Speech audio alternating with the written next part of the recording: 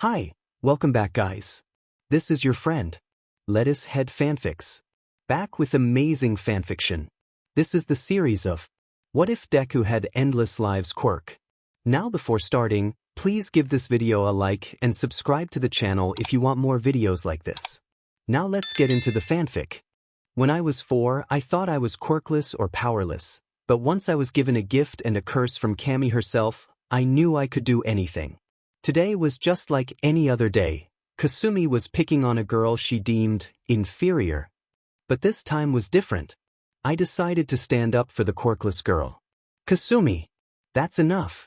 She can't even protect herself. I shouted. What makes you any different? Deku! Kasumi sneered, pausing for dramatic effect before unleashing a small explosion in my direction. In that moment, I thought I might lose everything, but before I could succumb to despair, I was pulled into a pure white space where a single woman stood before me. She was short and wore a white dress with a bow around her neck, her hair styled in playful pigtails. Hey kid, I'm what you humans know as Cammy, but you can call me Hestia when I look like this, she said with a grin. Wait, how do you know my name, Hestia-san? I asked, bewildered.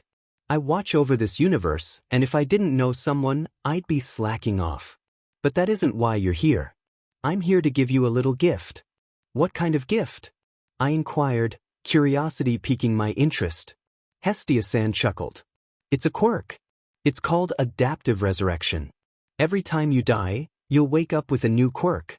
But you can only use one quirk at a time, and for many of them, you'll have to take a form of my choice. Why are you giving me this? I asked, still trying to wrap my head around it. Smart one. I like you already. I want you to live your dream of being a hero, in exchange for being my personal companion whenever I want. Okay.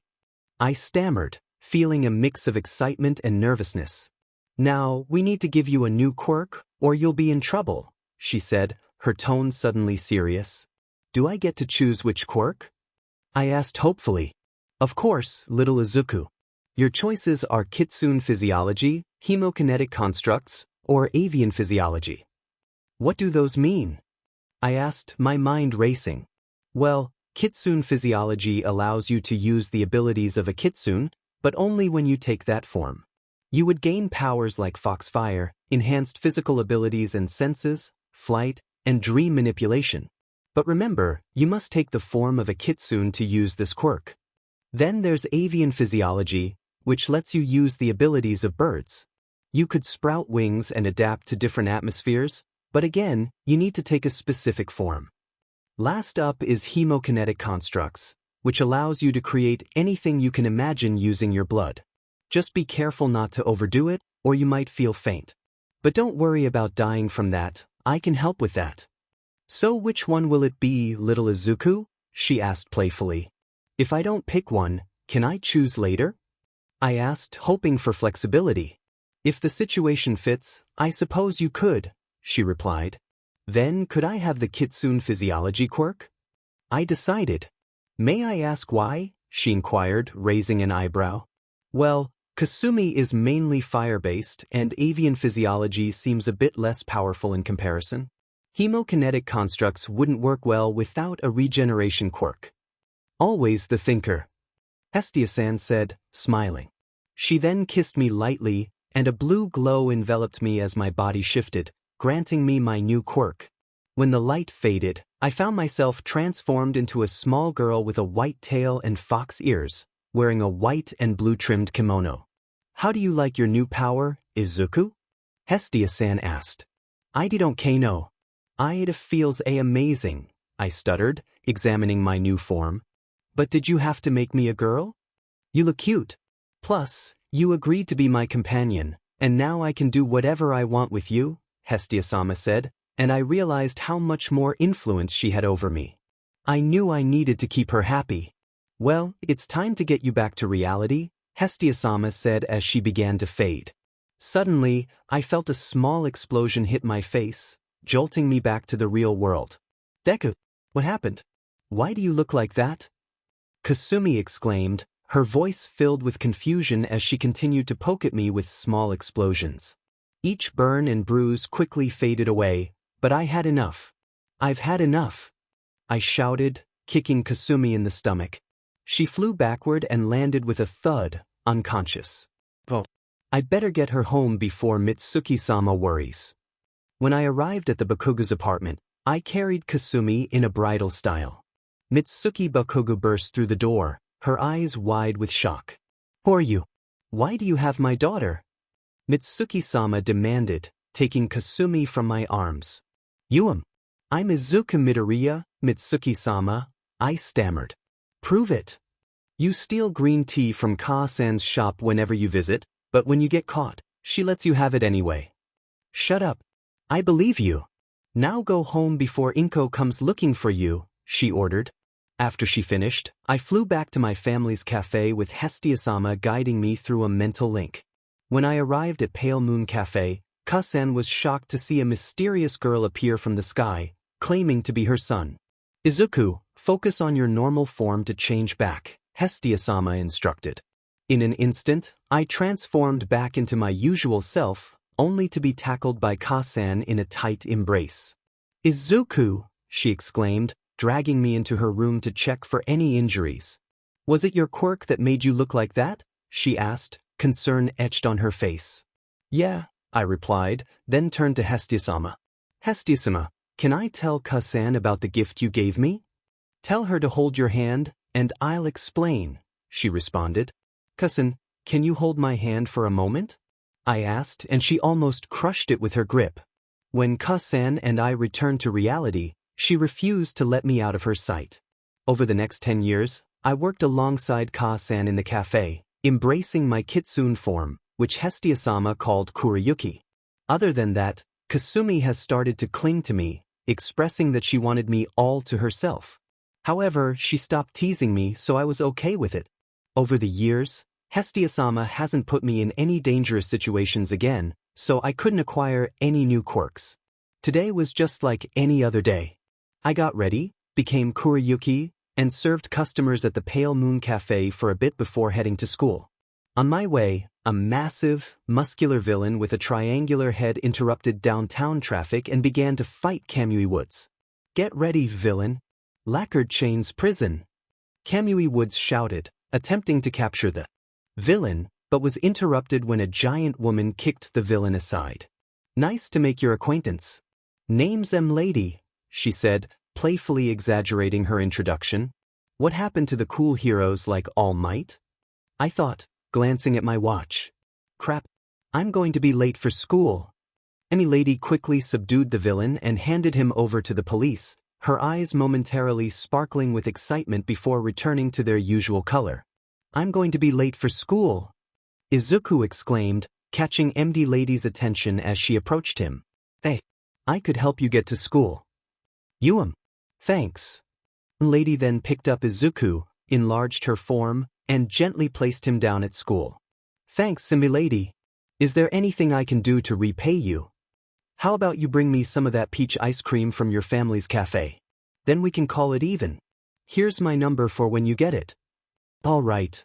After that encounter, I hurried to class, barely making it on time. While waiting for class to start, I took notes on Lady's quirk and abilities, just in case I ever encountered something similar. Our teacher entered, carrying a tall stack of papers. Hello, class. Today we were going to talk about your high school applications. But I'm sure you all just want to become heroes. He tossed the papers into the air, and everyone used their quirks, while I continued writing in my quirk analysis notebook. Hey, don't lump me and Izuku with these extras. We're going to UA and becoming top-ranked heroes. Kasumi shouted, drawing everyone's attention and laughter at my expense. If you're not familiar with the rankings, the most powerful and popular heroes are ranked higher. Right now, All Might, Endeavor, and Midnight are the top 3. The laughter stemmed from my records showing me as quirkless due to Hestia-sama's orders to stay off the radar. The teacher quickly silenced everyone, and the school day continued with the usual boring lessons. After school, Kasumi approached me. Izuku, why don't you stand up for yourself? Your quirk would put all of these to shame. Kasumi, can we talk about this later? Why? I have to help at the cafe. Maybe we can hang out another time. I said before grabbing my bag and leaving an annoyed Kasumi behind. 5 minutes later, I took a longer route to the cafe, lost in thought. Can I make it to UA? Of course you can, Izu. I know, but what about my quirk? You'll have to use it, but others finding out is inevitable.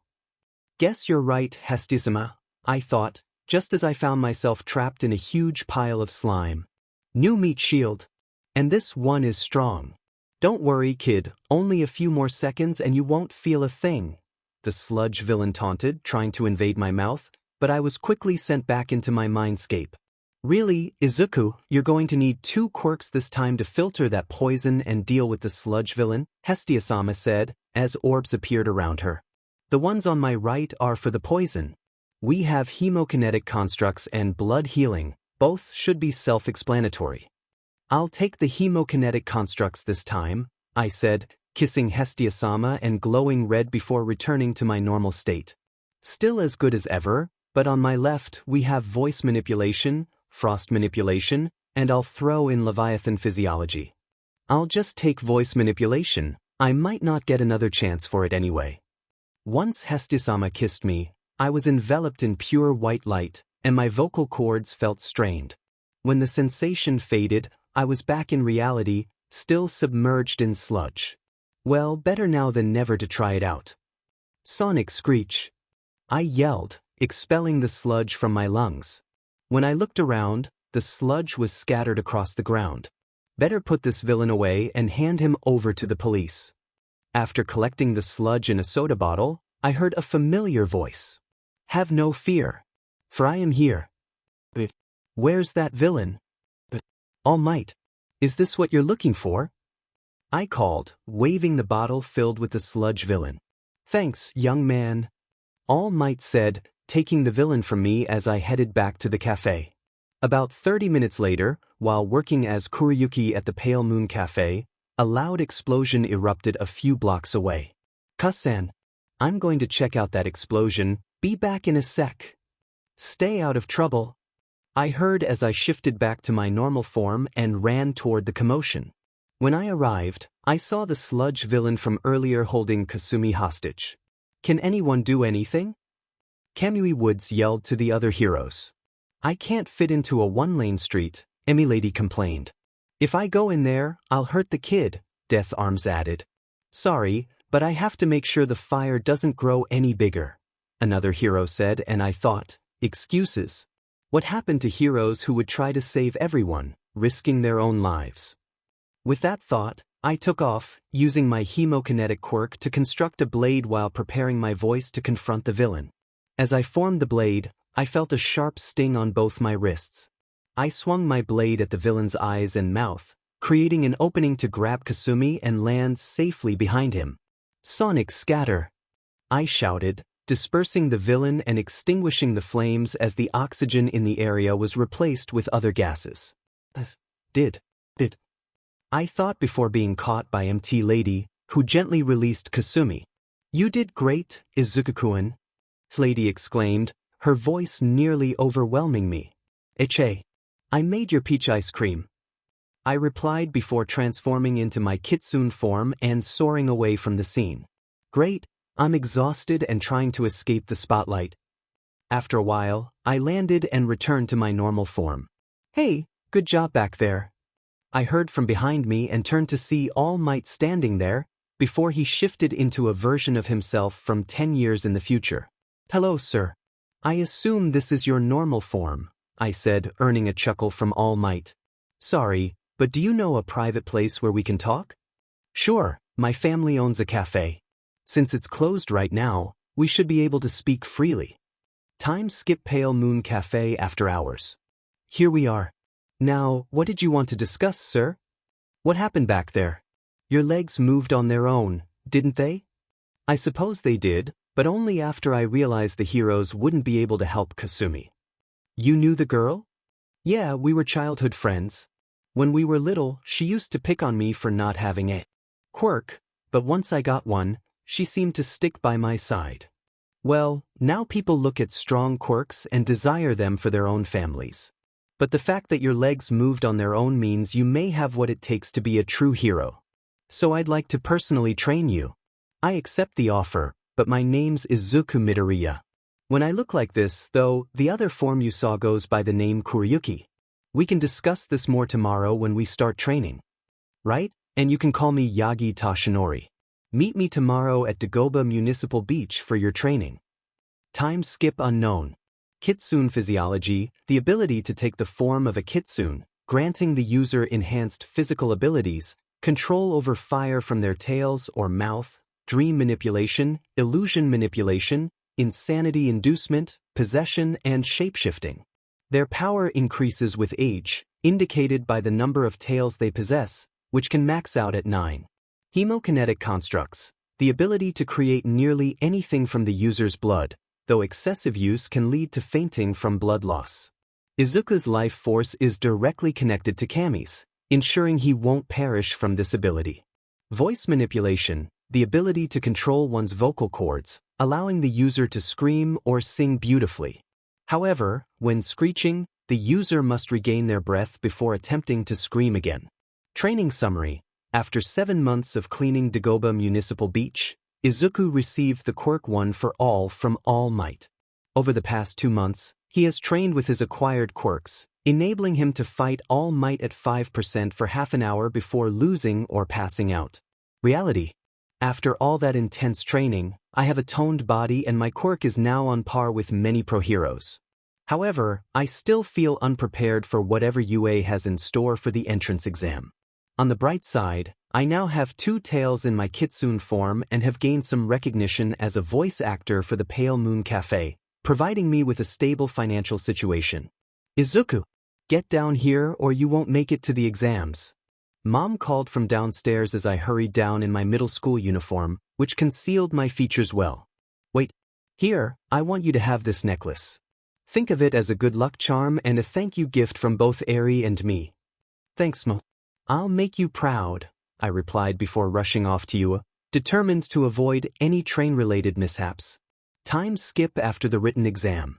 I'm pretty sure I did well on the written portion, but the physical exam is next. Everyone else has had more training than me, but I can't let that discourage me. I want to make my mother proud and show All Might that he can trust me as his successor. Lost in my thoughts, I tripped over a rock. Just as I expected to fall, I found myself floating back to my feet. Sorry for using my quirk on you.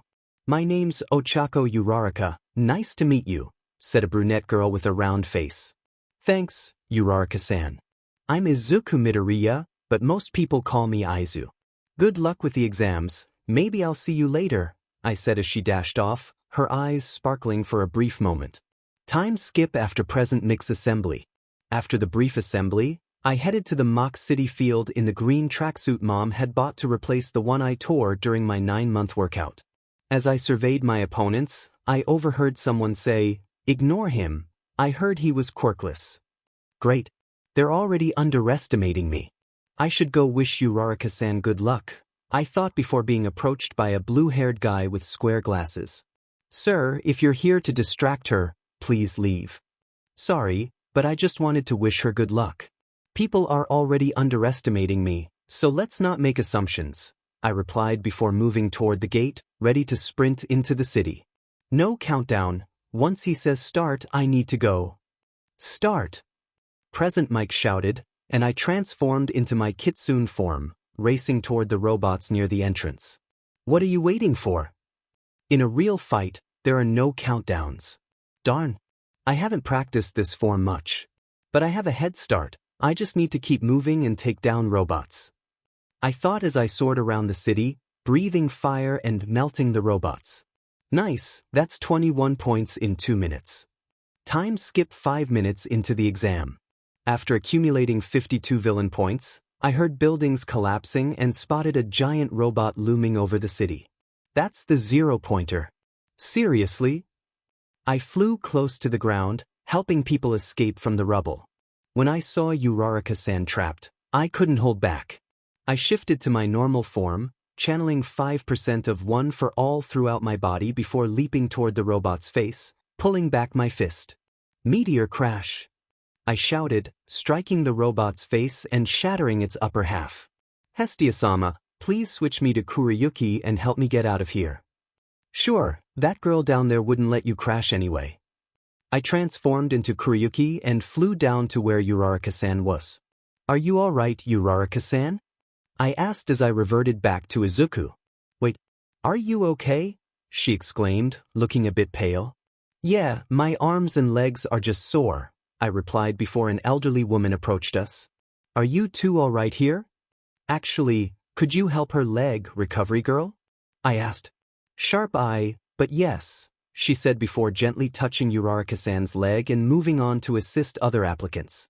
Hey, Uraraka-san, do you need a lift home? I offered. Yeah, but are you going to take the train? I usually don't, but I can make an exception. After that, I helped Uraraka-san get home and completed my regular shift at the cafe. 2 weeks later, I received an acceptance letter in the mail, discovering I ranked first with 52 villain points and 65 hero points. Time skip night after receiving letter. I was summoned by Tashinori-sensei to meet at Dagoba Municipal Beach and prepare for a run. When I arrived, I saw him waving at me from the shore. Tashinori-sensei, did you need me for something? Actually, I came to congratulate you and offer a bit of advice. What kind of advice? Just be cautious. Your classmates have quirks they've honed longer than you have, so don't be surprised if you feel overwhelmed when you face challenges. Thanks, Tashinori-sensei, but I think I'll manage. That idea faded as I realized how awkward it would have been, but instead, I decided to switch some girls from Class 1B to Class 1A and vice versa for some guys in Class 1A. After the entrance exam, I found myself feeling a bit bored and looked for a way to kickstart my hero career early. The only options I saw were becoming popular or taking on the role of a vigilante. If I became popular, I'd be seen as the very heroes I didn't want to emulate, but as a vigilante, I'd be viewed as a villain trying to do good. Neither option seemed too harmful to my dream, so I figured I might as well start with singing since one of my quirks suited it. I also needed to make a grand entrance as a hero, so perhaps I could embark on both paths simultaneously. Time skip next week. For my vigilante work, I decided to use the shape-shifting aspect of my Kitsune physiology quirk to give myself white hair again while keeping the blonde form for my hero persona. I felt a bit nervous when Hestia-sama mentioned she liked the new look, but I had more pressing matters to attend to, like the rampaging rhino guy causing chaos in the city. Hey big guy, what do they call you? I asked, gripping his horn as he charged toward another building. The name's Rhino, he shouted, swinging a punch at me, which I narrowly dodged. Well, I'm Omni, but you could use a little more creativity, I replied before taking to the air, preparing to sing and fight simultaneously. As I backflipped over Rhino, I began to sing, "Here's your story, let's begin. The water's fine, come on, dive in." I kicked him in the back, sending him stumbling forward. The future's here, it's right before your eyes. Step by step you're on your way. Welcome to a brighter day. Don't you know it feels good to be alive? I soared with his horn in hand and tossed him into the air. You could be larger than life, bigger than the world. Living the hopes and dreams of every boy and girl. You could fly higher than the sky, shine brighter than the stars. You could have all you ever wanted, shoot for the moon and reach for Mars. You know you could. I unleashed flames from both my hands and tails, but they barely singed his hide. As he began to fall, he charged at me, and I prepared to intercept him. Times are changing everywhere. Do we dream and do we dare? It's up to you, the door is open wide. I charged back at him, but just before we collided, I flew behind him, grabbed his leg and spun him around, throwing him into the open street. Feel the rhythm of today. Learn the part and join the play. The world is here, let's take it for a ride. Once Rhino landed in the street, he went wild, thrashing about. I used my ability to induce confusion, which was expected. While he flailed, I took the opportunity to help civilians evacuate the area. You could be larger than life, bigger than the world. Living out the hopes and dreams of every boy and girl. You could fly higher than the sky, shine brighter than all the stars. You could have all you ever wanted, shoot for the moon and reach for Mars. You know you could. When I finished evacuating the civilians, I prepared to unleash a powerful stream of fire. You could be larger than life, bigger than the world, living out the hopes and dreams of every boy and girl. You can fly higher than the sky, shine brighter than the stars. You could have all you ever wanted. As I continued to sing, I shot blue flames from my mouth, hands, and tails toward Rhino. The rhino lay unconscious, his hide scorched. I quickly slipped into an alleyway and transformed back into Izuku. The battle had taken a toll on me, and I nearly lost consciousness. Perhaps I shouldn't use that level of firepower unless absolutely necessary. Regardless, I made my way back to the cafe, where I found Yu Takayama and Yagi Toshinori waiting for me. "Ichie, Takayama-san, Toshinori-sensei, did you need something?" I asked nervously, standing just inside the door. "Yeah, why were you fighting a villain? You do know that using your quirk without a license is against the law," Toshinori-sensei said, turning on the TV to a news channel covering my battle with Rhino. "Sensei, think about it for a moment.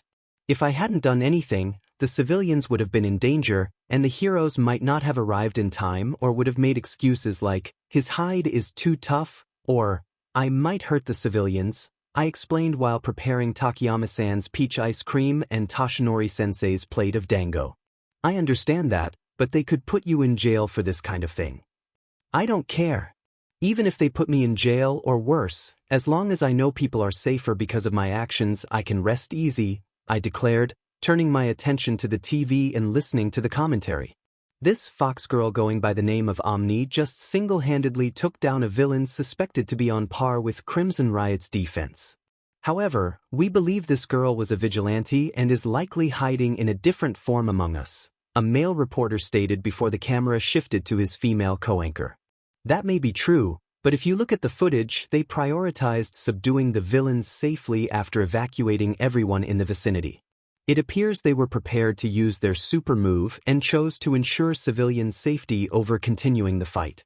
So, if you do find whoever this Omni is, putting them in jail would be a crime against society. Hell, they saved innocent lives and defeated a villain that would have taken a team of pro-heroes to overcome, so they deserved to do their thing. Toshinori-sensei seems to have people divided on what to do with Omni. Some see them as a vigilante, while others view them as a hero. "So, can I keep doing this?" I asked, thinking about Eri and how I had saved her just a year ago. Flashback 1 year ago. It was closing time, but I heard a loud crash and the clanging of metal outside. I stepped outside and followed the sounds into an alleyway, where a little white-haired girl was fleeing from a man with black hair and a beak-like mask. The girl hid behind me, trembling.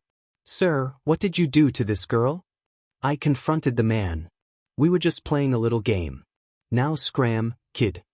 "Sorry, but I don't think a game scares a child this much. I'll be taking her to the proper authorities." I was interrupted as he covered my mouth with his hand. "Now shut it, kid. I don't need unnecessary attention. How about you take a little nap?" I felt my senses blur and time distort, but then I was pulled into my mindscape. "Hestia-sama, can you send me back in time just this once?" "Well, you're missing out on another quirk then."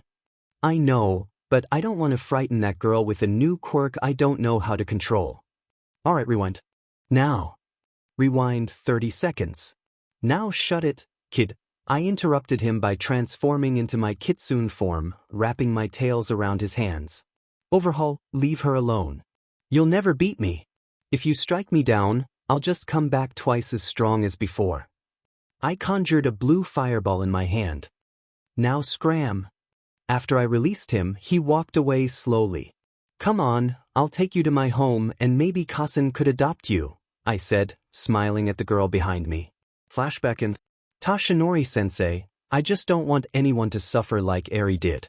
Or even myself," I said, a single tear rolling down my cheek as I remembered my father. "Sigh, well, it can't be helped now. Just do what you want without getting into too much trouble before school starts," Toshinori-sensei replied before leaving the cafe. Time skipped 2 weeks from the last chapter.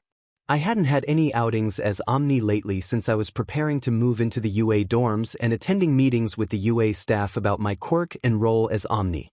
They mostly advised me to be safe but supported my desire to gain experience as a hero. Izune, you're going to be late for school. I heard Eri yell from outside my door. Eri, just tell Kasen to get my car ready, and I'll be down in a few minutes, I replied, packing a few things into my bag as I heard Eri rush down the stairs. After a few minutes, I came downstairs wearing jeans, a jacket, and my glasses. Kasen, Eri, I'll call every other day and see you two on the weekends. Maybe I'll be able to move out of the dorms later in the year, but stay safe, I said before heading outside and getting into my Chevrolet Camaro, starting the drive to UA. Time skip 1A dorms 10 a.m. The dorms were organized by classes but were self-managed. I dropped off my belongings in my room and started preparing a small feast for my class, expecting them around noon. However, one girl was already there. I might have made too much food for just 22 people, but you never know, right? I met Uraraka-san again and learned that the girl who had arrived early was named Momo Yaoyorozu. By noon, everyone else from my class had arrived, and I became friendly with Eijiro Kirishima and Fumikage Tokoyami. Hey everyone. I've prepared lunch, let's eat. I called out to get their attention as they entered the dining room and quickly took their seats upon seeing the food. Sorry if I made too much, I kind of lost track of time while cooking. Itadakimasu, everyone said in unison before digging in, and some even struck up conversations with me. Midoriya-san, you really made this all by yourself? Yaoyorozu-san asked as she enjoyed some sushi. She was a well-developed teenager with her black hair styled in a spiky ponytail. Yeah, but don't expect me to do this every day. I just wanted to get on good terms with everyone before school starts, especially since these dorms are self-managed, and I don't want to deal with a big mess. Well, thank you for the food, it's divine. Almost like it was from a 5-star restaurant made for a celebrity. Really? I'm not that skilled, I make this kind of food for my cousin's cafe all the time. Wait, you're the one who cooks for Pale Moon Cafe? A girl with pink skin interrupted. No wonder this food is so good. I'm Minashida, and please make this food every day for us, it would be amazing. I'm Izuku Midoriya, but most people just call me Izu. As for cooking, I could handle dinner on Fridays, but I have to work at the cafe on weekends and need to train on the other days. I said as I began to clear some of the dishes. By the way, could everyone gather in the lounge after dinner so we can introduce ourselves? Sure, but you're making dinner. Kasumi-chan shouted, and everyone agreed. Time skip after dinner. I prepared the same meal for dinner as I did for lunch and cleaned up once again as everyone gathered in the lounge living room. I sat next to Kasumi-chan, and Yaoyorozu-san took a seat to my left. So, Midoriya-san, how about you start the introductions since this was your idea? Yaoyorozu-san suggested as I stood up. Alright, I'm Izuku Midoriya, but most people just call me Izu. I enjoy reading, cooking, and helping anyone who needs it. However, I dislike big messes, perverts, and unnecessary violence. For my hobbies, I usually read, play, and listen to music, but I also train my quirk and body from time to time. My goal is to become a hero who helps those in need and makes them feel safe, just like the heroes of the first generation of quirks. Hey, Izuku-kun, aren't you going to tell them about your quirk? Kasumi nudged me playfully. My quirk is called Adaptive Resurrection, which allows me to gain a new quirk every time I die. Usually, the new quirk counters the reason for my death or is directly related to it. Wait, if you gain quirks, what quirks do you have currently? Ida asked. Right now, I have the quirks Kitsune Physiology, Hemokinetic Construct, and Voice Manipulation, but you'll have to wait to find out what those quirks do. How about Kasumi-chan goes next?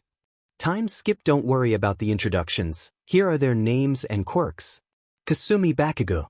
Explosion, she can create explosions in her palms powered by her sweat, which also gives her a fiery personality. Sumiko Todoroki. Half cold, half hot. Sumiko can drastically lower temperatures with her right side and freeze anything she touches. With her left side, she can raise temperatures and unleash fire with some control. Achiko Uraraka. Zero gravity. Anything Achiko touches becomes weightless until she releases it by touching her fingers together. Momo Yaoyorozu. Creation. The ability to create any non-living object from exposed parts of her body. Eijiro Kirishima. Hardening. Ijiro can harden any part of his body. Siu Ajui. Frog form, she can do everything a frog can. Bnha Ashida.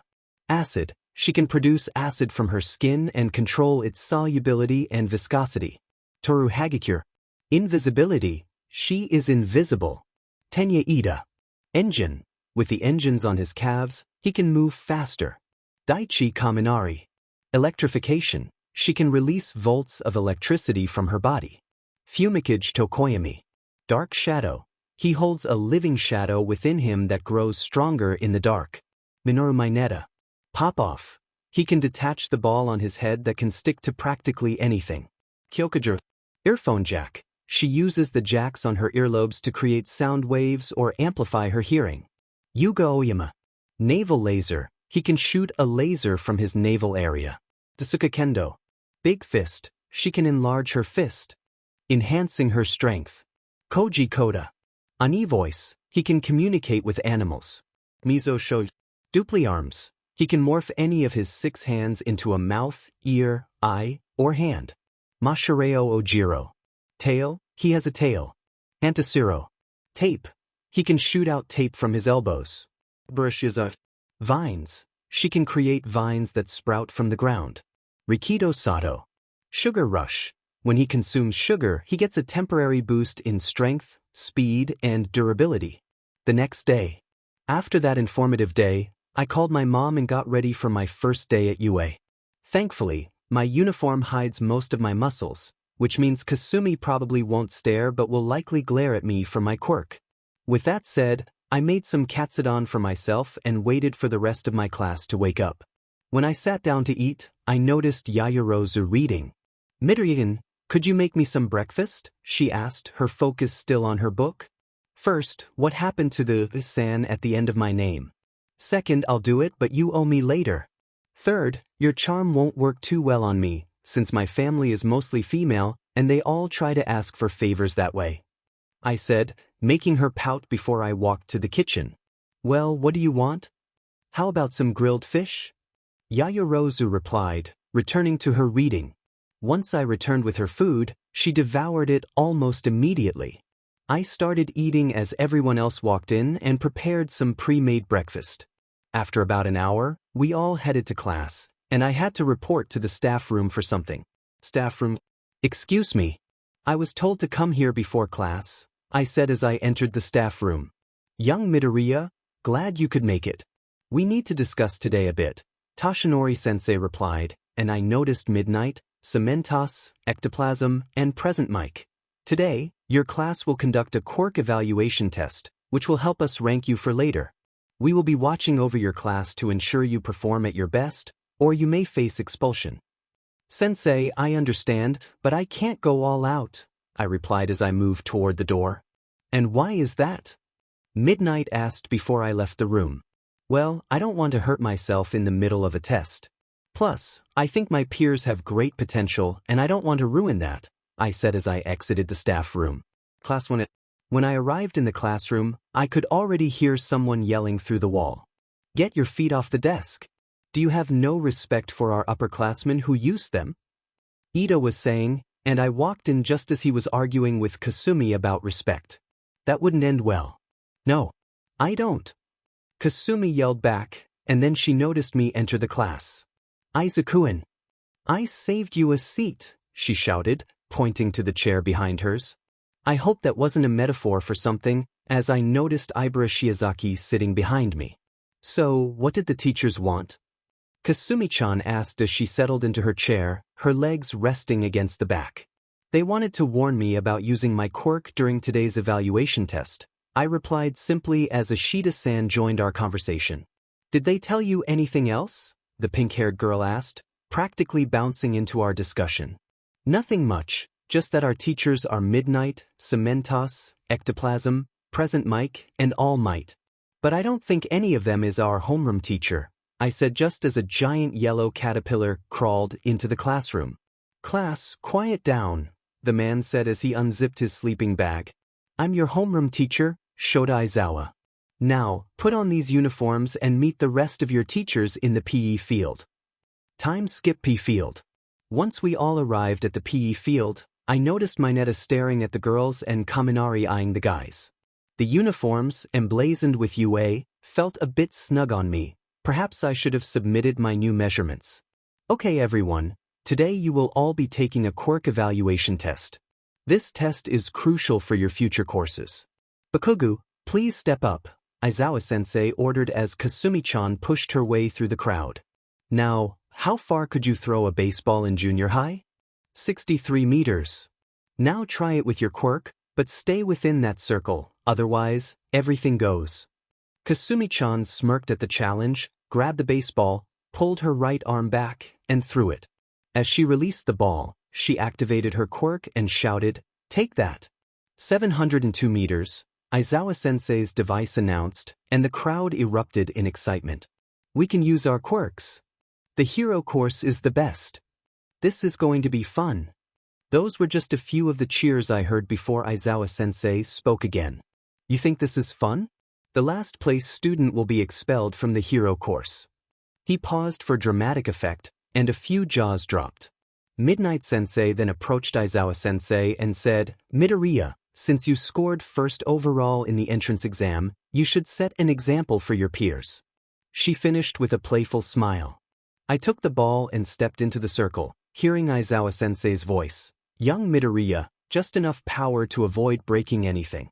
If you don't show the strength you did in the entrance exam, you will be expelled." "Alright, it's time to give them a show," I said as I transformed into Kuriyuki and faced my classmates. "What do you think?" Everyone's jaws dropped in surprise, except for Yaoyorozu-san and Todoroki-san. They must have figured it out when I mentioned my kitsune physiology. I then used Hemokinetic Construct to form a protective armor around my forearms and activated one for all, surrounding my body in green lightning, my veins pulsing with power. After dinner that night, I went to my room and lay down, contemplating, there is more I could do for the world. As that thought crossed my mind, I recalled my recent battle with the rhino and began to mumble to myself. It's been 2 weeks since I've gone out as Omni. If I do go out, my senseis might punish me. Hopefully, Midnight Sensei isn't as harsh as I've heard. But I could save more lives than this generation's heroes, I might as well. With determination, I transformed into Kuriyuki and jumped out of my window, ready to embrace my role as a true hero. After some searching, I stumbled upon a bank robbery involving 2 women dressed in peculiar cat-themed suits. They were confronting a silver-haired woman clad in a sleek black outfit. Great, another cunning villain. I hope I don't get hurt or lose this form. At least I can keep my composure in this state. "Hestia, please be resting," murmured before leaping into action, focusing on the woman robbing the bank. "I'm gone for 2 weeks, and you emerge from the shadows," I declared as I charged at her, blue fireballs flickering at the tips of my tails. "You'll need to do better than that, little fox," she whispered as she deftly sidestepped my attack. "I'm Black Cat. Unlike that rhino, I'm not a simpleton. Your brute force won't work on me." "I'm Omni, but I'm glad you're a challenge," I replied, using the momentum from my charge to swing back and kick her in the abdomen. I then launched a fireball from my hand, but she effortlessly leaped over it. "Nice try, but let me show you my quirk," Black Cat said, snapping her fingers and plunging the area into darkness. The only light came from the fireballs at my tails, which would also reveal my position. These fireballs will give away where I am, but they're my only source of light. I need to revert to my normal form and listen for any signs of her location. My goal is to defeat Black Cat, not to seek fame, I thought, transforming back and closing my eyes, focusing on any sound. Just then, I felt something pressing against my back and claws grazing my chest. "So that's what you really look like," I heard Black Cat say, freezing me in surprise. "This will be so much more entertaining with just the 2 of us." Shaking off my shock, I activated 5% of One for All, green lightning crackling around me. "Sorry, Black Cat, but I'm not interested," I said, breaking free from her grasp and tossing her over my shoulder. "Strong and hard to get, I'm intrigued," she teased, attempting to scratch my chest with her claws. I caught her hands before she could make contact. As I said, "I'm not interested," I replied, feeling the sharpness of her claws cut into my wrists. blood pooling around her wrists and forming crimson H's. Then perhaps you should take more interest, she said playfully as I dragged her out of the darkened bank and handed her over to the police. Be careful with her, I cautioned an officer, momentarily forgetting that I was in my Izuku form, not Kuriyuki. Wait, that's Omni, shouted a blonde woman in a blue cat-themed costume. Oh my god. He's mine. The blonde woman clung to my arm, but I gently pushed her away. Yeah, I'm Omni. But I have to go.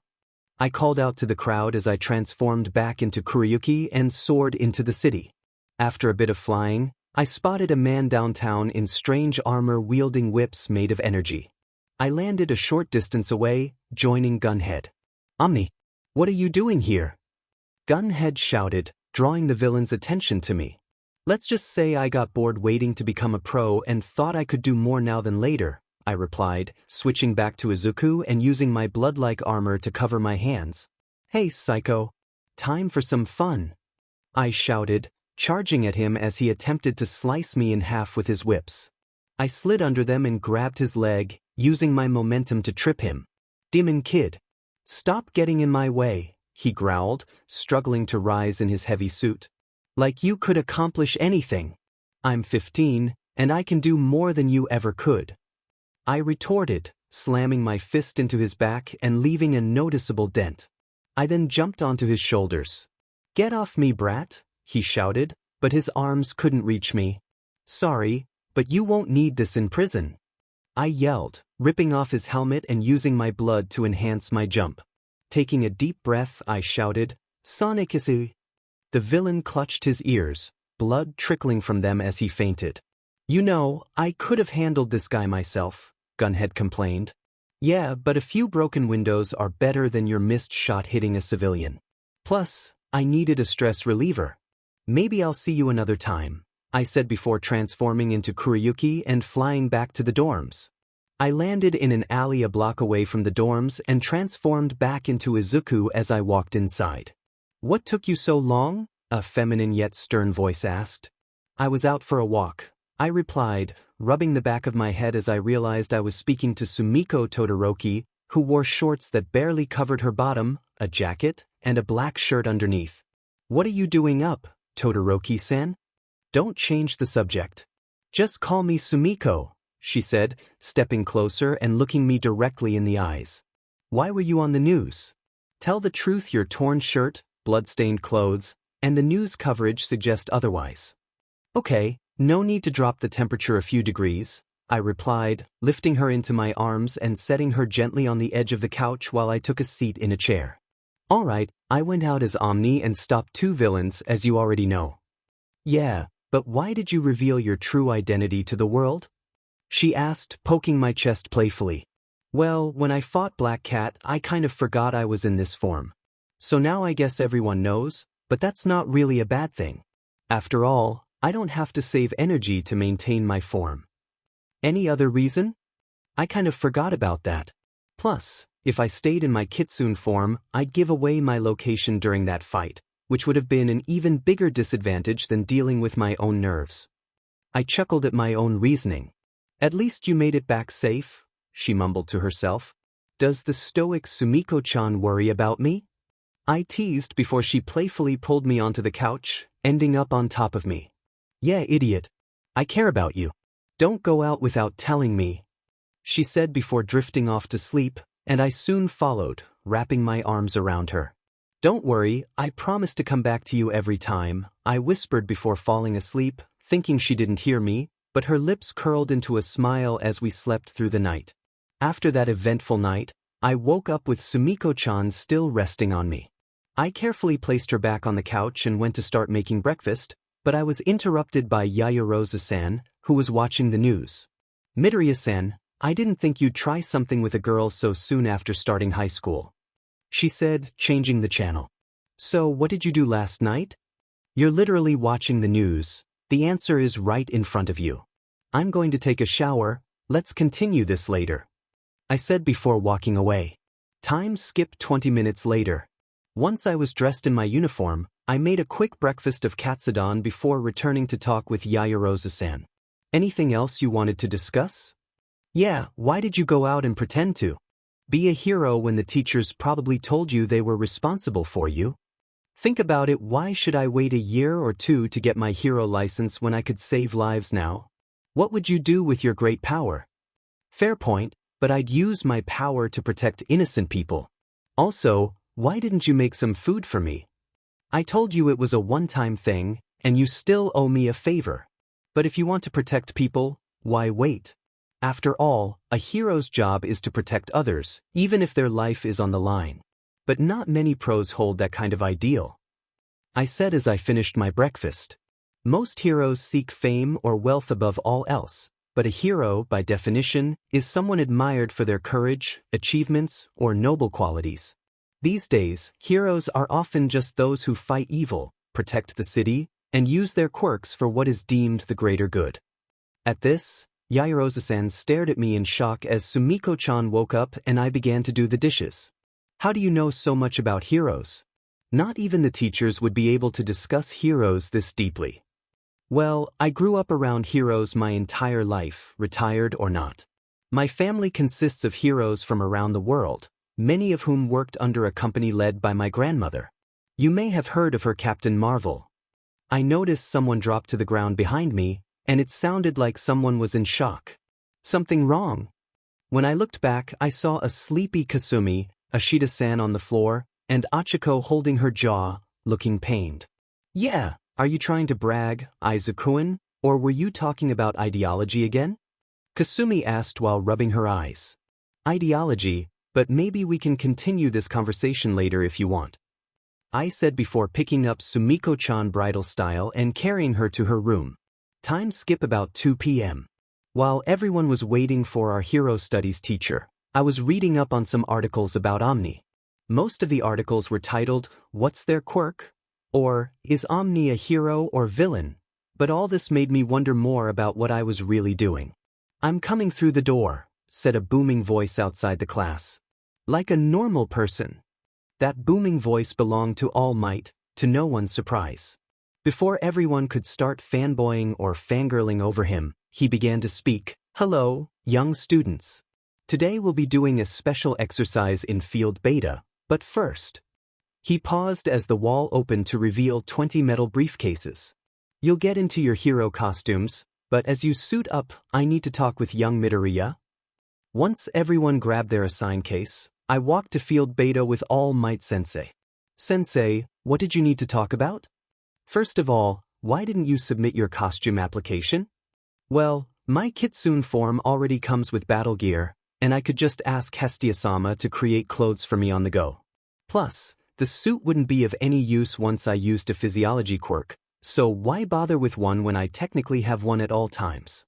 "Fair enough, but you went out again without telling anyone about this. Do you want the short answer or my life story?"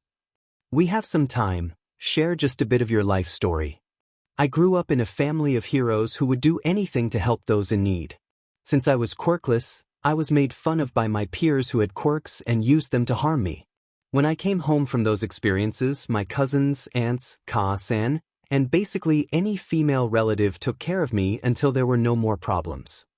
Seems like they really cared for you, but I've never heard you talk about any of your male relatives. Plus your quirk manifested when you were around 4, so how did they know you were quirkless?" "I had the extra toe joint and I still have it, so my family doubted I had a quirk until I showed them. Most of my male relatives were lost to villains because my family valued personality over quirks or looks in their partners. Now, only one uncle remains, while the others have gone to a hopefully better place. That might explain why you don't react to Midnight's quirk, as hers mainly deals with pheromones and attraction. Regardless, my family worries that I might die trying to gain a quirk, and they were the reason I had to convince everyone I was quirkless. So, I've spent my life working at a cafe and taking care of the family that was around me. Other than that, you probably know, but I've always admired my family for prioritizing others' lives above their own. Once quirks became common, they made it a tradition to uphold that ideal. That's why I've tried to save people even without any formal license." "Quite interesting, but hopefully, that ideal holds true for your whole life," he said as we arrived at the field where everyone was already waiting. "You all look great. Now, our exercise will be a trial by battle, and your teams will be decided by a lottery.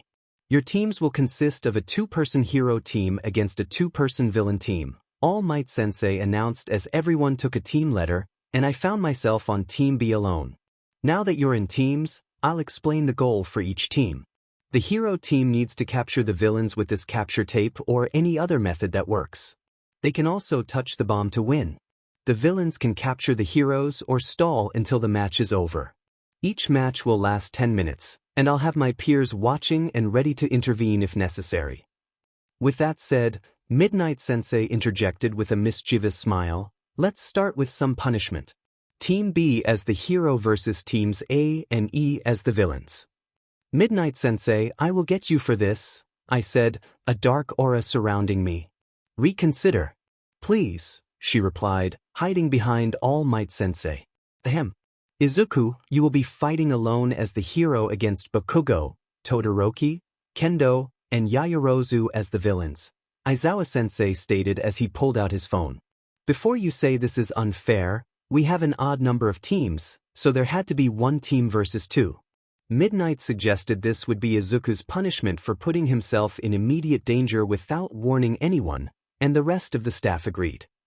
Alright, but I can promise you I'll do it again. Then you'll spend a night with me, Midnight Sensei said with her playful smile, causing everyone except me to shrink back in fear. Match prep Izuku POV, still. Everyone else is in the spectators' room while I wait for the villains to set up their plans. Well, if my memory serves me correctly, Kasumi wants to fight me, Sumiko-chan will likely stay back with Yaoyorozu-san to guard the bomb, and Kendo-san is a wild card. The safe plan is to engage Kasumi on the 1st or 2nd floor, creating rubble on most of the floors. Then I can try to confront Kendo-san on one of the floors just before the bomb's location. But that leaves me to deal with Sumiko-chan and Yaoyorozu-san while trying to reach the bomb. Not the best plan, but maybe I could gain another quirk in this exercise. Time starts now. I heard through my earpiece as I walked into the building, taking in every sound and scent. There's smoke a floor or 2 up, but it masks every other scent. I transformed into my kitsune form, with 2 tails trailing blue fireballs behind me. Oddly enough, they didn't emit a scent but gave off heat and light. Great, this form gives away my position, but that won't matter right now. Izuku versus Kasumi start. There you are. Kasumi shouted from the stairs. Time for some fun. As she charged, I prepared for the expected right hook, trying to become intangible for a few seconds. I have plenty of time, let's play. As planned, she swung for a right hook and phased right through me. When she landed, she unleashed a barrage of explosions aimed at my head. I dodged as many as I could until she used her left hand to blast my stomach, sending me crashing into the wall and shaking the entire building as she bombarded me with explosions. Darn it, Sonic Screech! I shouted, unleashing a sound wave that knocked her back a few meters as I raced up the stairs. You aren't getting away! Kasumi yelled, her explosions blasting away the floor in front of me as she jumped through it. Then she grabbed me and hurled me into another room, her explosions adding to the distance. And Cousin wonders why I don't date you, I muttered as I got up, feeling the exhaustion force me to release my kitsune form. Another disadvantage, just perfect. It's not over yet. Kasumi called from across the hallway as she pulled a pin from her gauntlet. Oh no, was all I could think as I crossed my arms in an X formation, creating a protective barrier on my forearms against the impending explosions. When the explosions hit, I was blasted out the window and pulled into my mindscape. It's been a while, Izuku. That it has, Hestia-sama. But I don't suppose I'd survive something like that, I replied, looking at Hestia-sama, or rather what used to be her. Now, I was met with a light green-haired woman wearing a white dress that stopped just above her thighs in the front and ended around her ankles in the back. Parts of her dress had golden decorations, and a pure white halo-like object floated behind her head. Yes, but I can see your confusion. Just call me Athena while I am in this form. Either way, the quirks you already had could handle Kasumi's explosions, but the whole window incident and falling from about a story with a bunch of cuts and burns won't make things any better. I suppose so, but either I would gain another quirk related to fire or start with some water-based quirks, right? About that, I think you deserve a special ability for saving so many lives and making my work easier. So you deal with the dead and the living, but what's this ability you speak of? The ability is like a hero move or a last resort, if you will. It's called Limit Break and gives a huge boost to the quirk you're using with the possibility of permanently upgrading that quirk. While in Limit Break, you can only use one quirk. But the limit break will only last 5 minutes or until you unleash your ultimate move. After that, you have to wait until you're in another life or death scenario or until you regain enough energy to use it freely. Interesting enough, but is there any other catch to it? No, but I'll connect it to your necklace, and the gem will shine when you can use the ability again. Also, each ability will be randomly decided for you to use in limit break form, so good luck with that. Athena said before kissing me on the lips, and everything else faded away. Back to reality. When I returned to the real world, I was still falling somehow, with my necklace glowing brightly with a black symbol resembling a fox head in it. Limit break, Kitsune. I yelled before glowing pure white as my body began to change. My form became smaller, and my appearance shifted slightly as my hair lengthened and braided itself. 2 ears sprouted from the top of my head, and 9 tails formed from my tailbone, waving around as if they had a mind of their own. After I flew out of the second-floor window I had been sent flying from, I yelled, "Hey Kasumi, meet me on the 5th floor if you want a real fight." With that announcement, I soared up to the 5th floor before becoming intangible to pass through the wall. Once inside, I saw the entrance blocked off with an ice wall and Sumiko next to it. Yaoyorozu was next to the bomb, wielding a metal staff-like weapon. "Yaoyorozu! Behind you!" Sumiko yelled before sending icicles toward me. I extended my tails and shot streams of white flames, which completely melted the ice and the wall that served as a door. "You'll have to do better than that." I yelled before using my tails to grab Sumiko and Yaoyorozu, covering their mouths with one of my tails. After a moment, I let them go, allowing their unconscious bodies to fall to the ground as I waited for my next opponent. Spectator's room, no POV. 2 for 1, that's impressive. Kirishima shouted as he punched the air. Midoriya acted like a true hero, Tsuyu remarked as Principal Nizu approached the monitors. Yes, but a true hero would use quicker and less sympathetic methods when dealing with villains. Although Midoriya's other battles were more realistic for heroes, I'd say he was holding back to avoid harming Todoroki or Yaoyorozu as he stalled for time while Kendo and Bakugo came to fight him. Then Aizawa interrupted, "We should discuss this once all the battles are over and watch the match, but you can use more footage later for comparison." Back to the battle. Izuku's POV 5 minutes in. "Finally you two made it. Way to make someone wait," I commented as Kasumi and Kendo ran toward me. "Shut up." Kasumi yelled before jumping to aim an explosion at my face. I took advantage of her position in the air, dropping onto my back and kicking her in the stomach. She was launched through a few floors as I prepared to fight Kendo. "I guess it's my turn," Kendo said nervously as she ran with her arms behind her. Then she clapped her hands, enlarging them and causing a shockwave that knocked Kasumi back. "Nice shot. But I'll do you one better," I said before becoming intangible and moving into Kendo's body. Once inside, I enlarged my right fist and pulled it back, punching the falling Kasumi into the floor, which knocked her out. One last target. I left Kendo's body, leaving her in shock at what just happened, but I took that moment to give her a swift chop to the neck while one of my tails extended to grab the faux bomb. "The hero wins." All Might announced over my earpiece before continuing. "Young Midoriya, please bring the girls back to the spectator's room with you." "Yeah, I got it, but in a minute I need someone to check for any injuries," I said before grabbing the girls, turning intangible and flying to the spectator's room. After all the other battles. Once the battles were over, I leaned against a wall while holding my ribcage, waiting for one of my teachers to say something. "Hello students, as you should know, I'm Principal Nizu, and we'll start going over the matches. But first, who do you think is the MVP of these rounds?" Yaoyorozu immediately raised her hand and was called on. I believe Izuku deserves the title of MVP due to his strategies and precautions during our match. First, he fought Bakugo with the intention of using her fury against her but switched his plan when he believed his opponent would be easier to deal with later. Then he defeated Todoroki and me with a well-thought-out plan that led to minor damage to the building. Once he dealt with us, he got rid of Bakugo and used Kendo's quirk to defeat her, as Kendo's quirk was better suited to fighting her and he wouldn't sustain any damage in the process. Even after that, he handled Kendo very easily and without any further damage. She said, which took a moment for everyone but Nizu, Sumiko, and me to comprehend. "If I may," I said, receiving a hesitant nod from Midnight. To be honest, I didn't expect the super move from Kasumi or the new power I got for the last part of the match. So, I got that power unexpectedly and originally planned to take Kasumi out and deal with the rest of you one at a time. But my plans changed last second because I underestimated my opponents, and I used that new power to take out who I thought was the most powerful.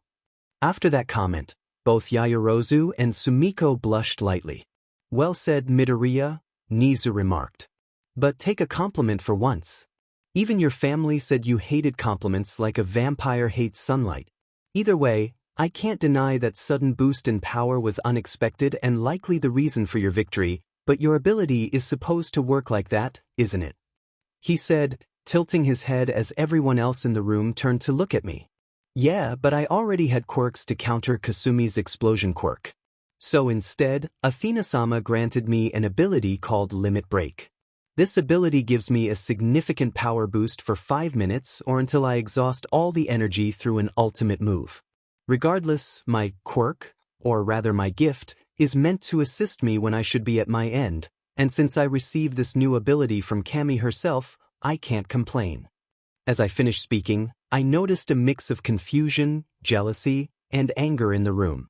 Before I could say anything further, Tsuyu-san chimed in. "Midoriya-chan, how about we go have that dinner you promised? Perhaps our teachers could join us too," she suggested, capturing the immediate attention of our class and All Might Sensei.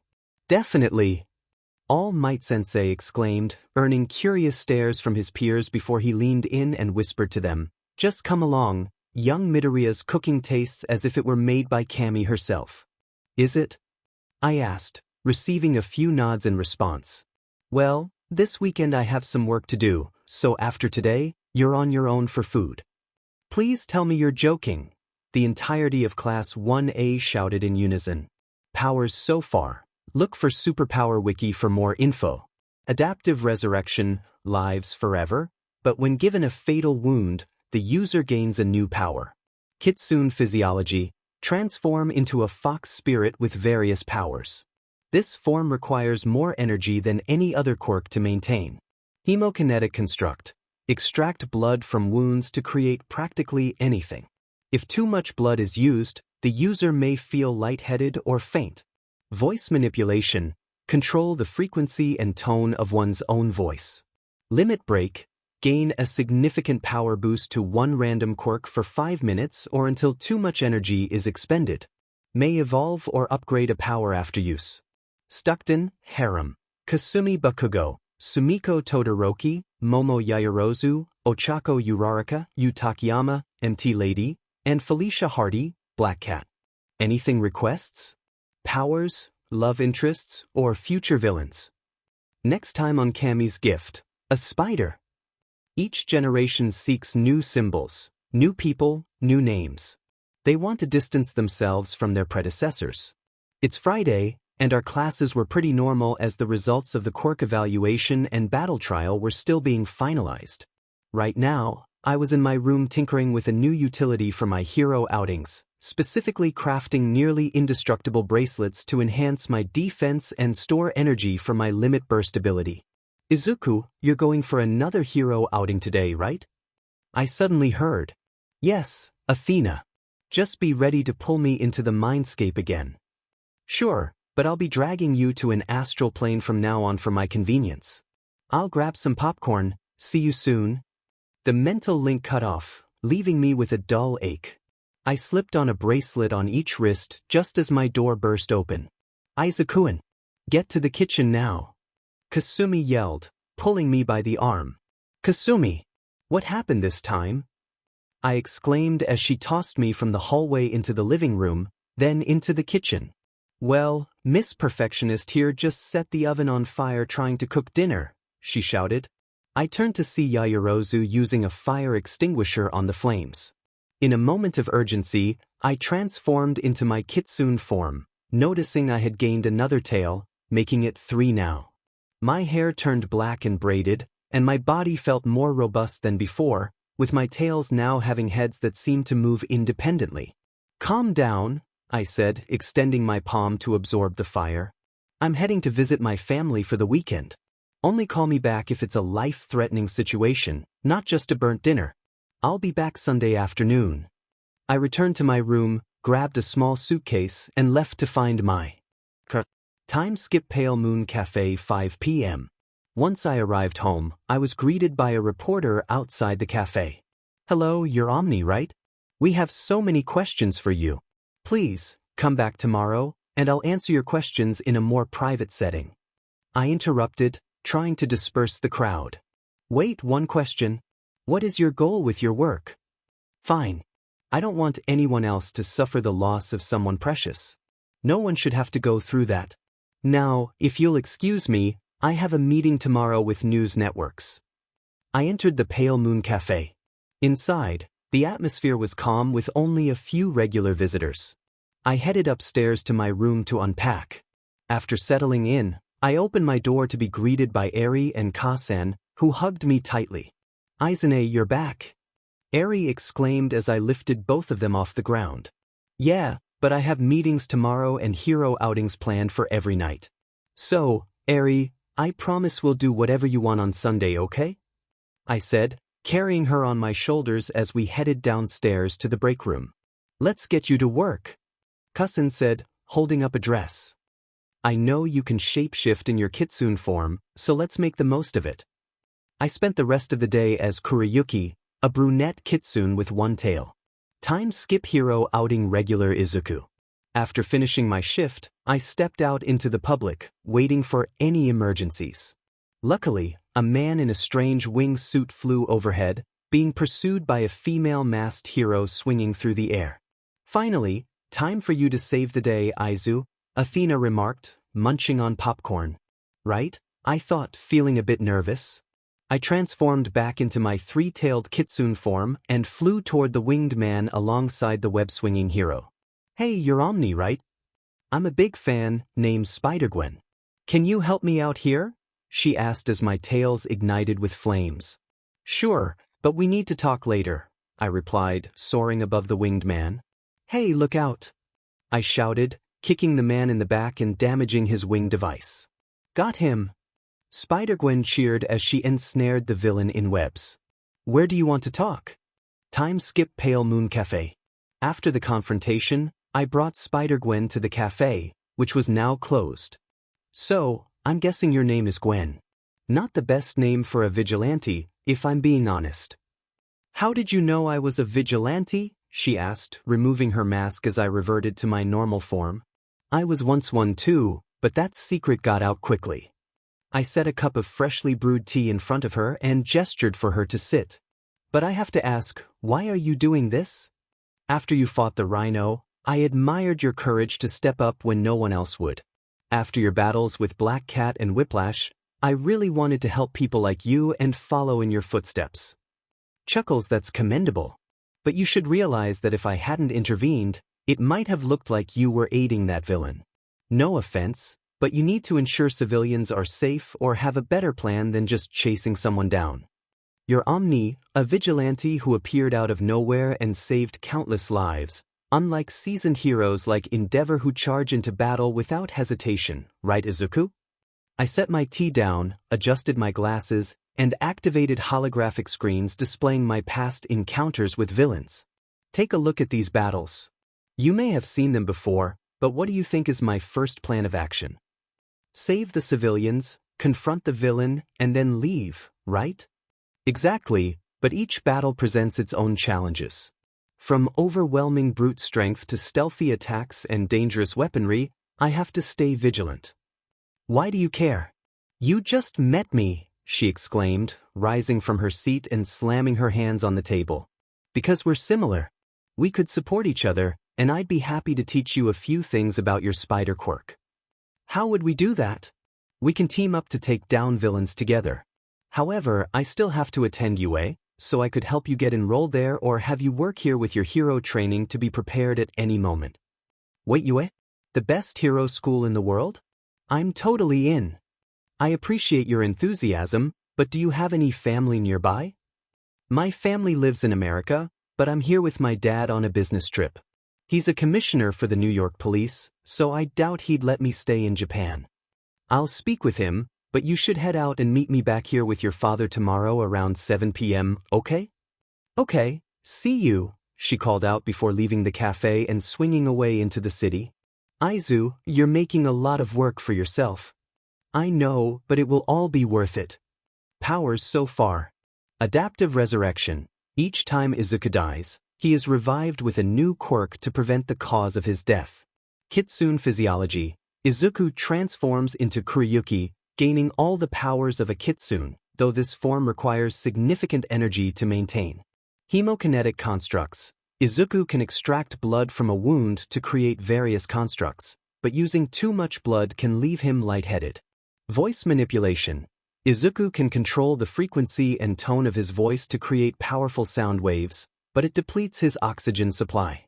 One for all. The combined power of 9 individuals is contained within Izuku Midoriya, enhancing his strength, speed, agility, and hearing. Currently, he can only use 5% without risking injury. Limit break. Temporarily enhances a power for 5 minutes or until energy is depleted, potentially evolving the ability to a more powerful state. Love interests, in order of meeting. Kasumi Bakugo. Utiyama, Himilady. Yurarko Chogo. Momo Yaoyorozu. Sumiko Todoroki. Felicia Hardy, Black Cat. Gwen Stacy, Spider-Gwen. Sunday afternoon near Ye 1A dorms Izuku POV. After a brief conversation with Commissioner Stacy and using my quirks extensively, I managed to get Gwen enrolled at UA through my recommendation. Now, I was driving her to the dorms, referring to her as Gwen instead of Stacy. Izuku, what's you like? Gwen asked, finally putting her phone down. The classes are similar to any other high school, but for the hero course, we have training sessions or exercises. These include basic hero activities like battling against classmates and indoor combat. I explained as I parked in front of the dorms. We're here. I'll have someone show you to your room while I prepare dinner for everyone. Once inside the dorms, I spotted Kirishima, Kaminari, and Jiro in the living room. Wow, you guys live here? Gwen exclaimed, amazed by the luxury of our living space. Huh, Kaminari said, turning around. Who's the new girl, Midoriya? This is Gwen Stacy, our new transfer. Jiro, could you show her to one of the spare rooms? I asked before heading to my own room. Sure, she replied enthusiastically as I walked away. Entering my room, I found it small but cozy, a contrast to the other rooms I had seen. Most of my classmates had remodeled their spaces, while Ojiro had kept his unchanged. I had made some adjustments to mine for added comfort. After organizing my belongings, I headed to the kitchen to prepare dinner. The kitchen was primarily marble to prevent any accidents, equipped with essentials and adorned with a few decorative touches. As I started cooking, I heard footsteps approaching and noticed a few people sitting at the counter. Need anything from me? I asked without turning around. I thought you weren't cooking for us anymore, Yaoyorozu said. Well, we have a new transfer to our class, so this is a special treat for her. But before you jump to conclusions, I'm just her partner as in fighting villains, I said, dropping a few ingredients into a pot of soup. So, what's this new girl like? I heard Tokoyami say as he entered the room. Her name is Gwen Stacy, and her presence is becoming more noticeable. She can tell you more about herself later. What do you mean by presence? Yaoyorozu asked, walking toward the soup I was preparing. I may have spent a bit too much time in my kitsune form, so my senses are heightened. I tracked a few scents just in case anything unusual happened, I explained, transforming into my kitsune form and using my 3 tails to help carry some meals to the dining room. Dinner's ready, everyone. I called out as everyone made their way into the dining room. Once I sat down, Gwen took a seat on my right, with Yaoyorozu on my left. The dinner consisted of 4 hot pots filled with clams and various extra ingredients in case we ran out. Izuku, did you prepare this yourself? Gwen asked, reaching for a bowl. Yeah, but I hope I made enough for everyone since we have our first training session today, I replied, pouring some apple cider into my bowl. What do you think training will be like? Yaoyorozu asked before starting to eat. Well, we should get our quirk results and classifications, but we'll probably develop our own super moves or fighting styles for our quirks, I said, quickly enjoying my meal. But don't you already have those? Your battles so far definitely showed you using some sort of super move against the rhino, Gwen pointed out, cautiously sampling her food, likely wary since it was prepared by a teenager. Anyway, once you're done eating, please drop your dishes off in the kitchen for me to clean, and we'll head out on patrol around 9, I said, standing up with my bowl. Time skip after dinner 8:30 p.m. After everyone finished dinner, I watched a reporter named Jonah Jameson discussing how Omni and Spider-Gwen were being labeled as criminals. I was just waiting for Gwen to get into her suit before we headed out on patrol. I'm ready, Gwen shouted as she dashed into the living room. Do you think we'll encounter a big villain or something? No, but I'm sure we'll be able to stop something significant. Before we leave, I have temporary hero licenses for us from Principal Nizu. I handed her the ID, which had her picture without her suit. Let's go, I exclaimed, running and transforming into my kitsune form, with Spider-Gwen close behind. Time skip 10 p.m. After an hour of stopping minor crimes like muggings and harassment attempts, we finally encountered a serious situation, a bank robbery. Please, not Black Cat. Please, not Black Cat, I silently chanted as Spider-Gwen and I made our way to the bank. Once we landed, I approached an officer. Sir, what's the situation? Glad you two are here. We have 3 armed men holding hostages inside. Are there any vantage points or ways we can sneak in? Spider-Gwen asked, perched on a lamppost. We have a vent system, a back door, and an entrance on the roof. But the back door is likely being watched, so the vents and roof are our safest options, he replied, waiting for our response. Okay, Spider-Gwen will take the vent, and I'll go through the roof. Officer, only come in if you see a bright blue flash. That will be our signal for help. Also, do you have any private communicators we can borrow? He handed us 2 earpieces and informed everyone of the signal. We're ready for the signal. The earpieces are on a private network, so keep them. Once we separated, I flew to the roof and phased through it, making as little noise as possible. I found myself on the 2nd floor, where one guy was armed with 2 submachine guns. Bnha, you heroes just have to ruin everything, he shouted before opening fire. I managed to phase through most of the bullets, but one grazed my left forearm. I quickly moved through him and sent him flying out the window toward the police, who quickly apprehended him. I then flew down the stairs, hearing gunshots from below. Omni, anytime now. Spider-Gwen shouted over the earpiece. I hear you, but can you handle him while I get the hostages out? Just do anything. As I rescued the hostages one by one, Spider-Gwen used her spider sense to dodge bullets from a robber with unusual eyes and another who seemed more ordinary. Bnha, I can't deal with these guys like this, Spider-Gwen thought, clinging to the roof. She used her webbing to pull the guns away from the robbers. Then she attempted to web swing and kick the ordinary guy in the chest, but she passed right through him. Ha! You can't hit me, little girl, the now-named Gassy taunted as he reached for his gun. As Spider-Gwen clung to the wall again, she shouted, Sorry, but I'm an arachnid, not a dog. Just then, I flew silently behind him, wrapping my tails around him while summoning small blue flames. And she's not working alone, I said quietly as the villain tried to escape his gas, but the flames ignited the gas, and he fell unconscious. Idiot, didn't he take a chemistry class? Spider-Gwen joked before a gunshot rang out. Izuku's POV. When I heard the gunshot, I immediately positioned myself in front of Spider-Gwen to protect her. And she cried as I fell limp in her arms, blood seeping from a wound on my abdomen. I'll be alright, but capture the other guy for me, I managed to say before losing consciousness. Gwen's POV. Suddenly, Izuku was bleeding out in my arms. Before my rage could take over, I used my webs to staunch the bleeding. You'll pay for this, I yelled, ensnaring the villain with my webs and throwing him through the window. Then I rushed to Izuku, pinned the villain down with my foot on his chest, and delivered a powerful kick. Before the police could approach me, I grabbed Izuku's limp body and swung back to the dorms. The astral plane. Izuku's POV. After I was shot, I felt my soul being pulled away from my body. Soon enough, I found myself in a strange place where the universe seemed to be under watch, and I was literally standing on water that appeared deeper than space itself. Welcome to my astral plane, Izuku, Athena said unexpectedly, as if she had materialized from thin air. So, this is the astral plane. I must say, this place is stunning. But I never thought I would be shot so soon, I replied, glancing back at Athena. Well, there's nothing you can do about it now, she said, taking a few steps in front of me. However, I could grant you a better regeneration quirk or a danger-sensing quirk if you'd like. Otherwise, an endurance quirk would be the best fit. Actually, how did Gwen manage to avoid those bullets for so long? I pondered aloud. She has the powers of a spider, so endurance might be part of it for creatures like her. Or perhaps she can see the bullets coming and dodge them.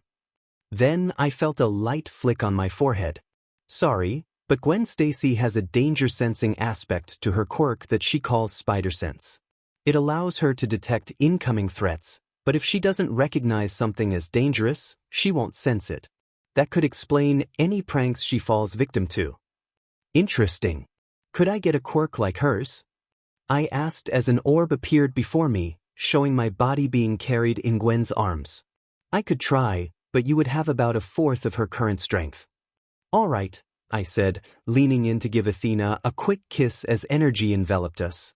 The energy gradually shrank into my body, and I began to fade back into reality. Back to the real world. When I returned, I jolted awake and fell out of Gwen's embrace. Izuku! Gwen exclaimed as she rushed to catch me. Before she could reach me, I attempted to shoot out a web to avoid hitting the ground. Press down on your palm with your middle and ring finger. I heard Athena's voice in my mind. Following her instructions, a web shot from my right wrist, and I swung to the side of a nearby building. I'm okay, I shouted as Gwen clung to the same wall beside me. Wait, how did you do that? She asked, concern and a hint of fear in her voice. You'll find out tomorrow, but let's head back to the dorms, I suggested, attempting to swing back. The key word was attempting, as I nearly collided with a building while turning. At the dorms. Once we arrived back at the dorms, Gwen went to take a shower, and I followed suit before heading to the downstairs lounge. There was Kaminari, sipping some whiskey and watching the news. So, I hear you and Stacy stopped a bank robbery, she said as I sat next to her and grabbed some sake. Yeah, but I didn't know you were the type to drink, I replied before taking a shot of sake. I could say the same about you, she said, finishing her glass. But you should know, someone taking shots usually wants to forget something. Well, I just got shot twice, so I could use a little forgetfulness, I admitted as Kaminari began to feel tipsy. I gently helped her to her room. Lightweight or just been drinking too long? I asked, but received no response. Powers. Adaptive resurrection. When Izuku dies, he gains a quirk related to the cause of his death. Kitsune physiology. In Kitsune form, Kuryuki, Izuku gains the powers of a spirit celestial fox. This power strengthens with the number of tails he has but consumes more energy than most quirks. Hemokinetic construct. Create nearly anything out of blood, but using too much blood will cause Izuku to faint or weaken due to reduced blood flow. Voice manipulation. Control the frequency and tone of his own voice. Overuse can lead to a sore throat. One for all, a stockpiled power passed down through 8 individuals before Izuku. Increases strength, agility, speed, and hearing. Izuku can use up to 5% freely without serious injury. Limit break. Temporarily enhances a random power for up to 5 minutes or until too much power is used, which may result in the evolution of a power after use. Spider physiology possesses the powers of a spider, inspired by the original Spider-Man and Spider-Gwen, but significantly weaker. Love interests: Kasumi Bakugo, Utiyama, Emilady, Yuriko Chogo, Momo Yaoyorozu, Sumiko Todoroki, Felicia Hardy, Black Cat, Gwen Stacy, Spider-Gwen, Daichi Kaminari, progressing. The next morning, Izuku's POV. After that eventful night, I woke up in my room with a significant pain in my abdomen and left forearm, but I texted Principal Nizu about it and proceeded with my day. I took a quick shower and found Gwen waiting in front of my room while I was only in my towel. Blushes. Izuku, Gwen said, turning to face my dorm door and slapping her cheeks before looking back at me. I brought Recovery Girl to check on your wound. Thanks, but don't worry about it. My regenerative powers healed the wound, and I just have some minor aches now and then, I assured her as I opened my door, and Gwen hurried down the hallway. After that, I got dressed in my uniform and cooked myself some katsudon while most everyone else was still asleep, except for Gwen and Yaoyorozu, who were awake out of worry and routine, respectively. Training is going to be a pain. Sure is, but bear with it. You'll encounter battles where you have to fight while injured, but try to keep it to a minimum, Athena said as I nodded in response before tidying up a few things. When the first bell rang, the familiar yellow sleeping bag unzipped, revealing Aizawa-sensei. Alright, class, today you'll be training all day with Class 1B. All of your teachers will be assisting, and so will Izuku, despite his injuries from last night's patrol. Sensei, I'm fine. Just a few minor aches, I insisted, eager not to miss out on serious training. Sorry, but the principal thinks this is the best decision. If All Might isn't ready, we need another strong presence here. However, if you can convince the principal otherwise, I can't stop you, Aizawa-sensei replied, applying some eye drops. Now, everyone, change into your P uniforms and meet Midoriya in front of the locker rooms. He'll lead you to Gym Gamma. When Class 1A arrived, we found our teachers and Class 1B already there. Among them was a rather boisterous blonde student. Class A is supposed to be better, yet Class B got here first, the overly confident hero in training shouted, prompting our own blonde to retort. Shut up. Mr. Hero over here fell a few times, Kasumi said, causing a tick mark to form on my forehead as my right eye twitched. You try getting shot and walking half a mile. I only tripped once and caught myself. I shot back just as Aizawa-sensei's eyes began to glow red. Enough, it's time to train, he said, bringing everyone to order. I stood to the side, clutching my left arm. You can train by yourselves or ask one of our staff for help. Midoriya, you'll be teaching a lesson about fighting styles after lunch. With a nod, everyone dispersed to train while I collaborated with Nizu on organizing the lesson and practicing my own fighting style. I had developed the Foxfang style for my Kitsune form, focusing on deceiving my opponent by concealing my skills until the last moment. I practiced with hemokinetic constructs, voice manipulation, and spider physiology to become more accustomed to them. As I prepared to start the lesson, the blonde from Class B spoke up again. How is a teenager with injuries supposed to teach us how to fight when he can't even fight? Chuckles, all right, what's your name? Nito Minoma. And you, Class A, better remember it. Oh, you're the copycat who can't do anything without others. You'll be perfect for a demonstration, I said, causing Class A and the staff to widen their eyes. Now, Minoma, just stand on the other side of the mat. He began to trash talk. You're going to be easy to beat. Multiple quirks that I can copy will be your downfall.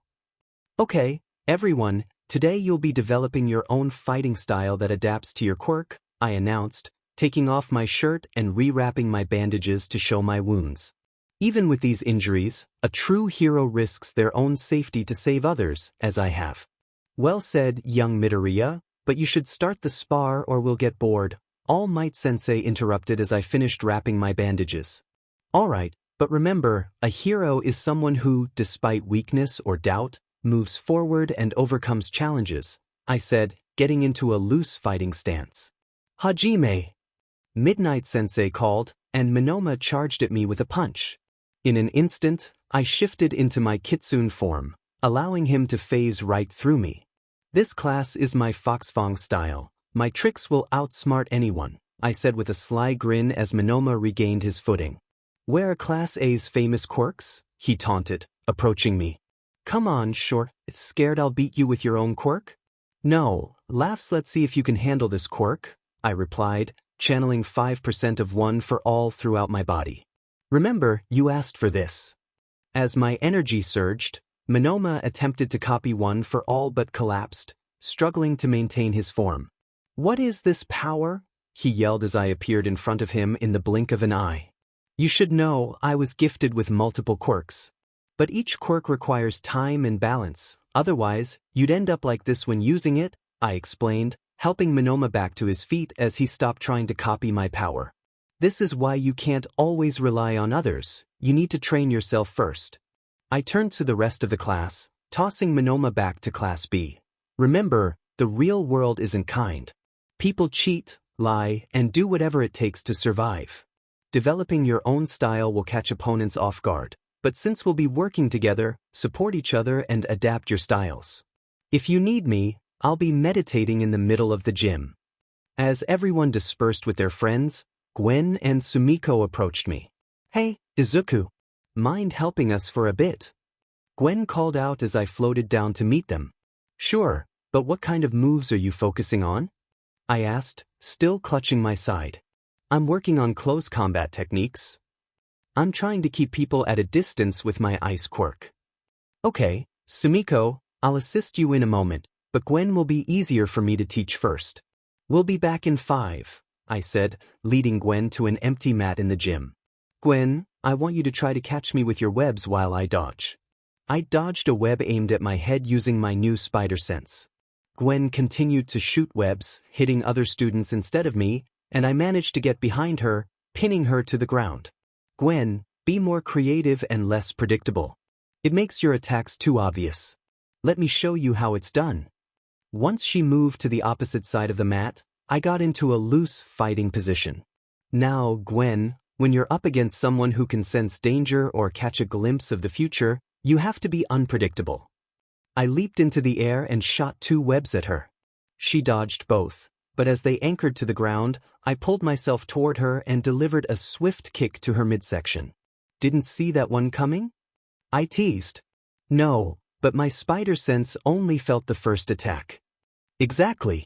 The spider sense can detect immediate danger, but if you're quick enough, you can't sense the next moves. The only way to get out of that is to let your instincts take over, but that can be quite challenging during training, I explained, gripping my left forearm. For now, think of techniques that start from the same move, like a web shot transitioning into a swing. I then headed off to meet Sumiko-chan, who was crafting snowflakes in her right hand for fun. Sorry it took me so long. What kind of style or move are you considering? It's no problem, but I wanted a defensive and offensive move since I couldn't think of a fighting style, she replied. I nodded and transformed into my kitsune form. How about an attack to push enemies away from you? I suggested, stepping back. Flaming spiral. A swirling ring of flames enveloped me, but it quickly faded. Try that one, but with ice instead. Then see if you can create new moves based on it. Okay, she replied simply as we walked off. I soon found myself meditating in the air, waiting for class to near its end. Time skip hour before school ends. After everyone finished their training, we moved to UA's stadium-like area. I was already on stage with my teachers and superiors while the rest of the students lined up in front of us. Alright, everyone. We're here to assess your progress with your training so far. Don't worry about how others perform. This is just to identify your flaws and improve your fighting style. Without further ado, who would like to spar with me first? Before anyone could raise their hand, Monoma-san stepped into the arena that Cementos had created.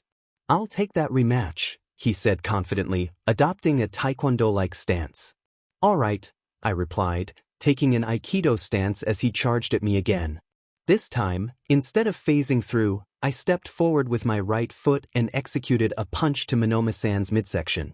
As he soared into the air, I formed a dull blade from my own energy, feeling a bit lightheaded, but my kitsune regeneration quickly resolved that.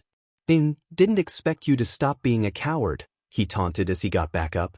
I rushed toward him, sliding on the ground to sweep his feet out from under him. After he fell, I placed my foot on his back, the blade hovering near the back of his head. Do you yield? Yes. Minoma-san shouted before I released him. That was a good start, but as a hero, recognizing your opponent's potential moves and abilities can make all the difference. After all, you expected me to phase again, didn't you? Yeah, but that's a cheap move, switching your style like that. Quit complaining. Life is never fair, which is why I'm here to teach you. I don't get it. Why do you have to teach us? Gwen interrupted. Since I have multiple quirks, I'm better suited to test you.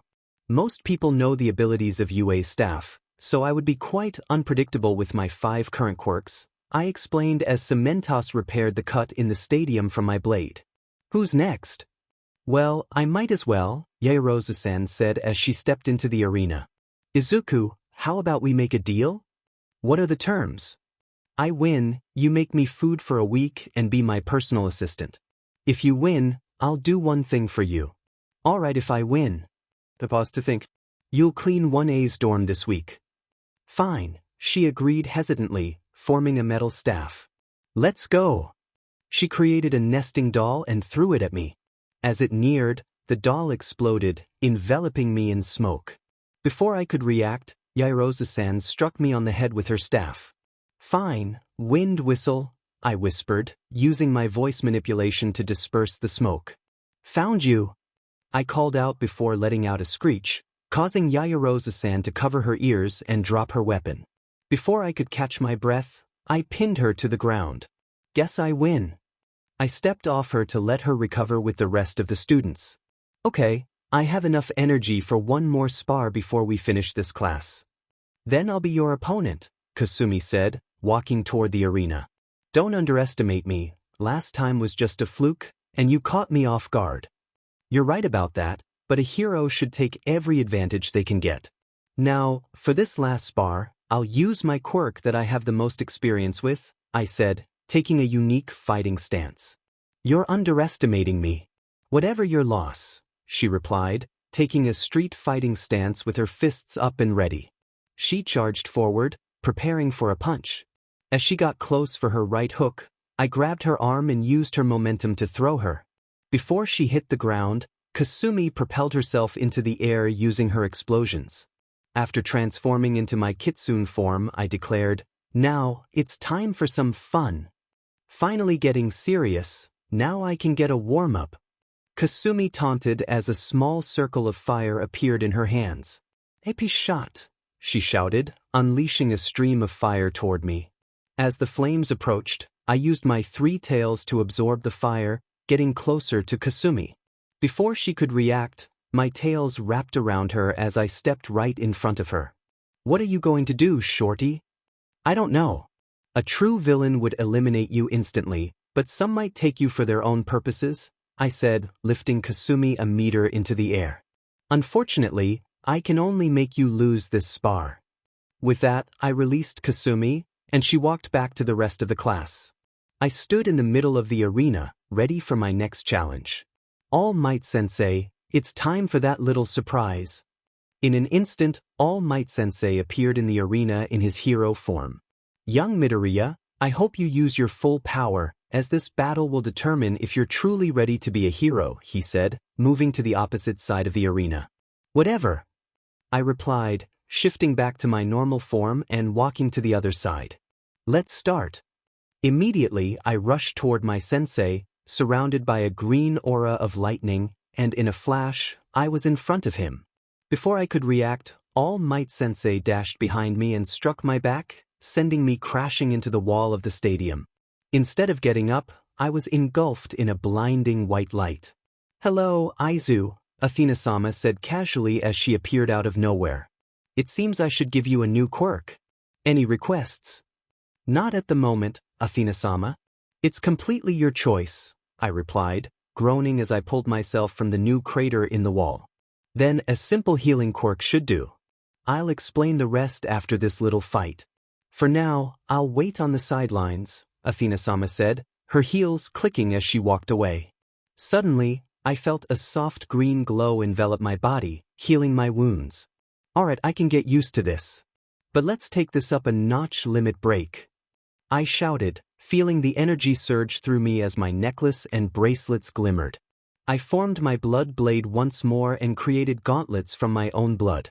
Just then, All Might Sensei attempted to punch me in the gut, but I blocked it with the blade of my weapon, leaving a mark on his knuckles.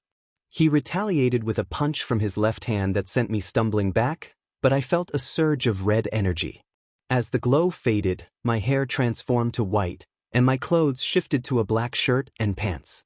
What caught my attention was the black eye with a red iris and the 3 blood-red tails that sprouted behind me. My tails ensnared All Might Sensei's limbs, and I used one to deliver a powerful blow to his chest.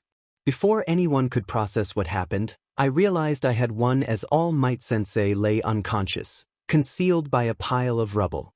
Good job, Izu, Athena-sama said, approaching me as I struggled to stand in my regular form. Your hemokinetic construct quirk has evolved into a separate ghoul physiology quirk. This will empower your constructs, but it requires a lot of energy to maintain, as you could barely stand. After 30 seconds of use, your healing quirk will allow you to heal your wounds and those of others, provided you have enough energy. With that, she departed, and an orb of energy entered my body. Suddenly, Principal Nedzu jumped onto my head as I collapsed under the extra weight. Really? Well, now that training is over, you all have the rest of the week to prepare for a special training trip this Friday. Of course, we'll be training you all in the unforeseen simulation joint, not Universal Studios Japan. Powers. Adaptive resurrection. When Izuku should die, he instead gains a quirk based on the reason for his death or to prevent it. Limit break, an ability that grants Izuku an extraordinary power boost for a single quirk for a limited time, which may result in evolution, a new quirk, or a permanent power boost. Kitsune physiology. Izuku can take his kitsune form to control fire, utilize spirit-like abilities, manipulate tails, shapeshift, create illusions, and induce insanity. This form requires significant energy, but with continuous use, Izuku can maintain it longer.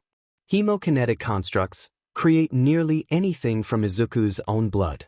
Each construct requires a sufficient amount of blood, but this need can lessen with continuous use. Voice manipulation. Izuku can control all aspects of his vocal cords and voice box. This uses more oxygen than normal and can strain the vocal cords. One for all, a stockpiled power from 9 individuals, with Izuku being the 9th holder. Currently, he can safely use 5%, but the power is still growing stronger. Spider physiology. Izuku can shoot webs, stick to walls, and sense danger. Inspired by Peter Parker from Earth Ghoul physiology, Izuku can take a ghoul form to control his blood constructs with ease and has heightened senses, but this requires much more energy since it technically uses 2 quirks. Love interests. Kasumi Bakugo, also rival. Utiyama, Lady. Ochako Urark, side character as of now. Momo Yaoyorozu, smart friend. Sumiko Todoroki, shyish friend. Felicia Hardy, black cat, but villain love. Gwen Stacy, Spider-Gwen, but hero partner. Daichi Kaminari, drunk friend, nothing happened. After the heroic courses training session, everything has been pretty calm, except when Nizu-sama combined the 1A and 1B dorms, which was a nightmare. Regardless, I trained with my ghoul physiology, which has completely fused with my hemokinetic construct quirk. The rest of the week was spent training and healing myself whenever I could. As for Class B, everyone except Monoma has been fitting in quite well.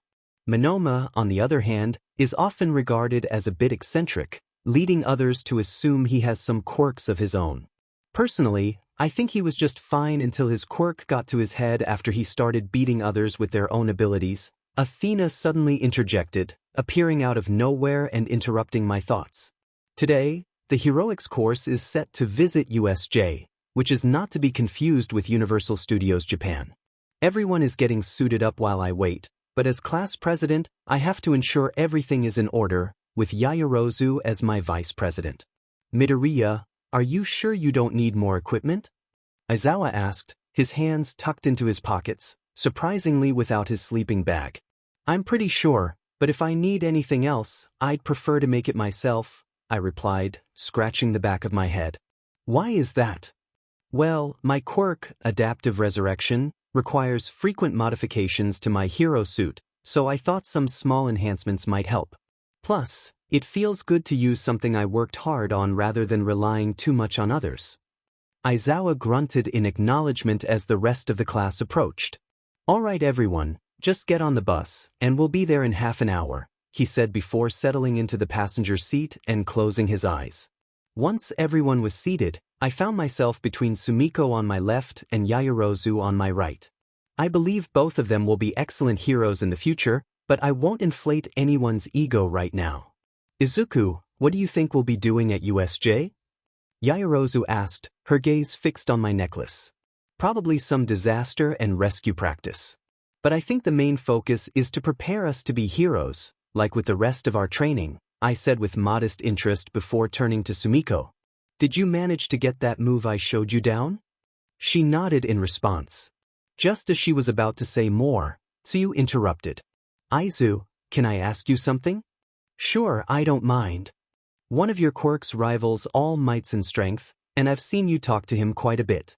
Is there something special about your relationship? She asked, drawing the attention of a few other students. That's quite simple. When I was younger, All Might was my inspiration to become a hero, and I helped him capture a villain, I explained, noticing my classmates were intrigued. The villain was made entirely of sludge, and I almost got caught in it at first before I managed to defeat it. After that, All Might was going to hand him over to the police, but the villain escaped, so I took him down again. If you want to know more, a few news stations filmed it. I think I saw that on TV, but why haven't reporters figured it out sooner? Yaoyorozu asked, shifting a bit closer. Well, some people just can't see what's right in front of them. But I bet a few dozen figured it out before I stopped that bank robbery from Black Cat. Class, we'll be arriving at USJ soon, so make sure you have everything ready, Aizawa said, giving me a stern look.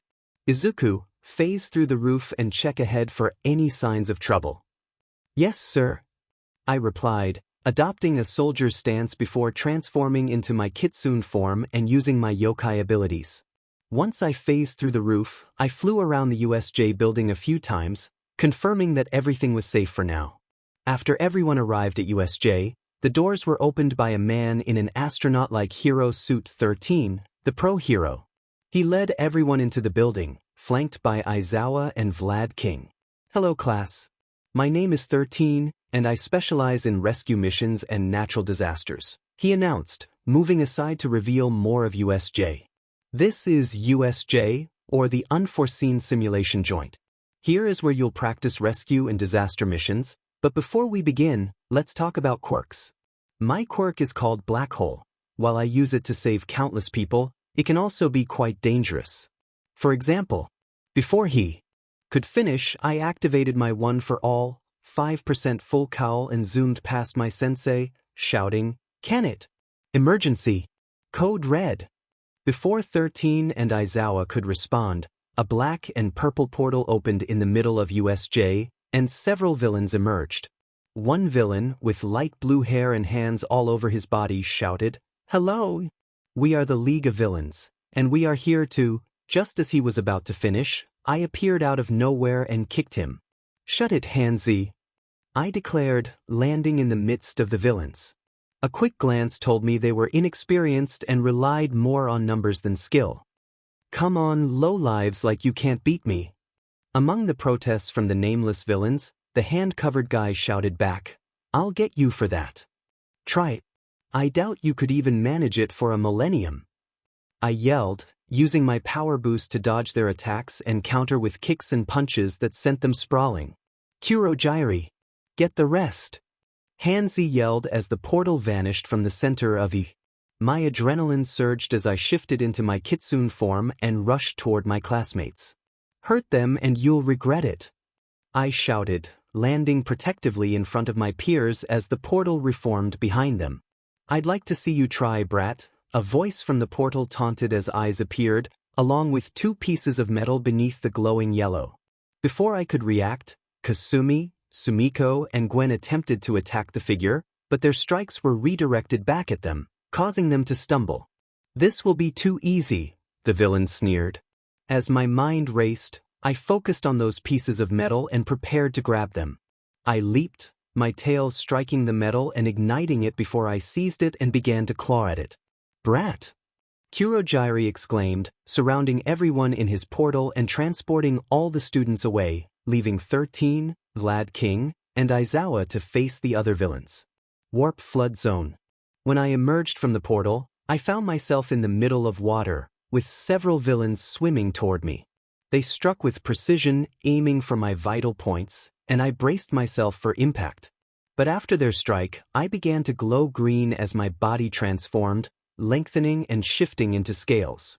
Once the glow faded, I found myself in the form of a green dragon, and a perfect clone of me appeared beside me. Both of us smirked, showing our teeth, before we swam out of the water and soared above it. The clone soon vanished as I landed on a yacht adorned with prop decorations.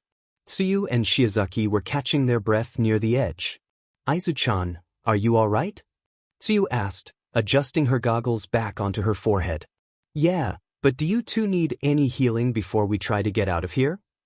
I asked calmly. They both shook their heads and stood upright, Tsuyu adopting her usual stance. "What's the plan, Midoriya-san?"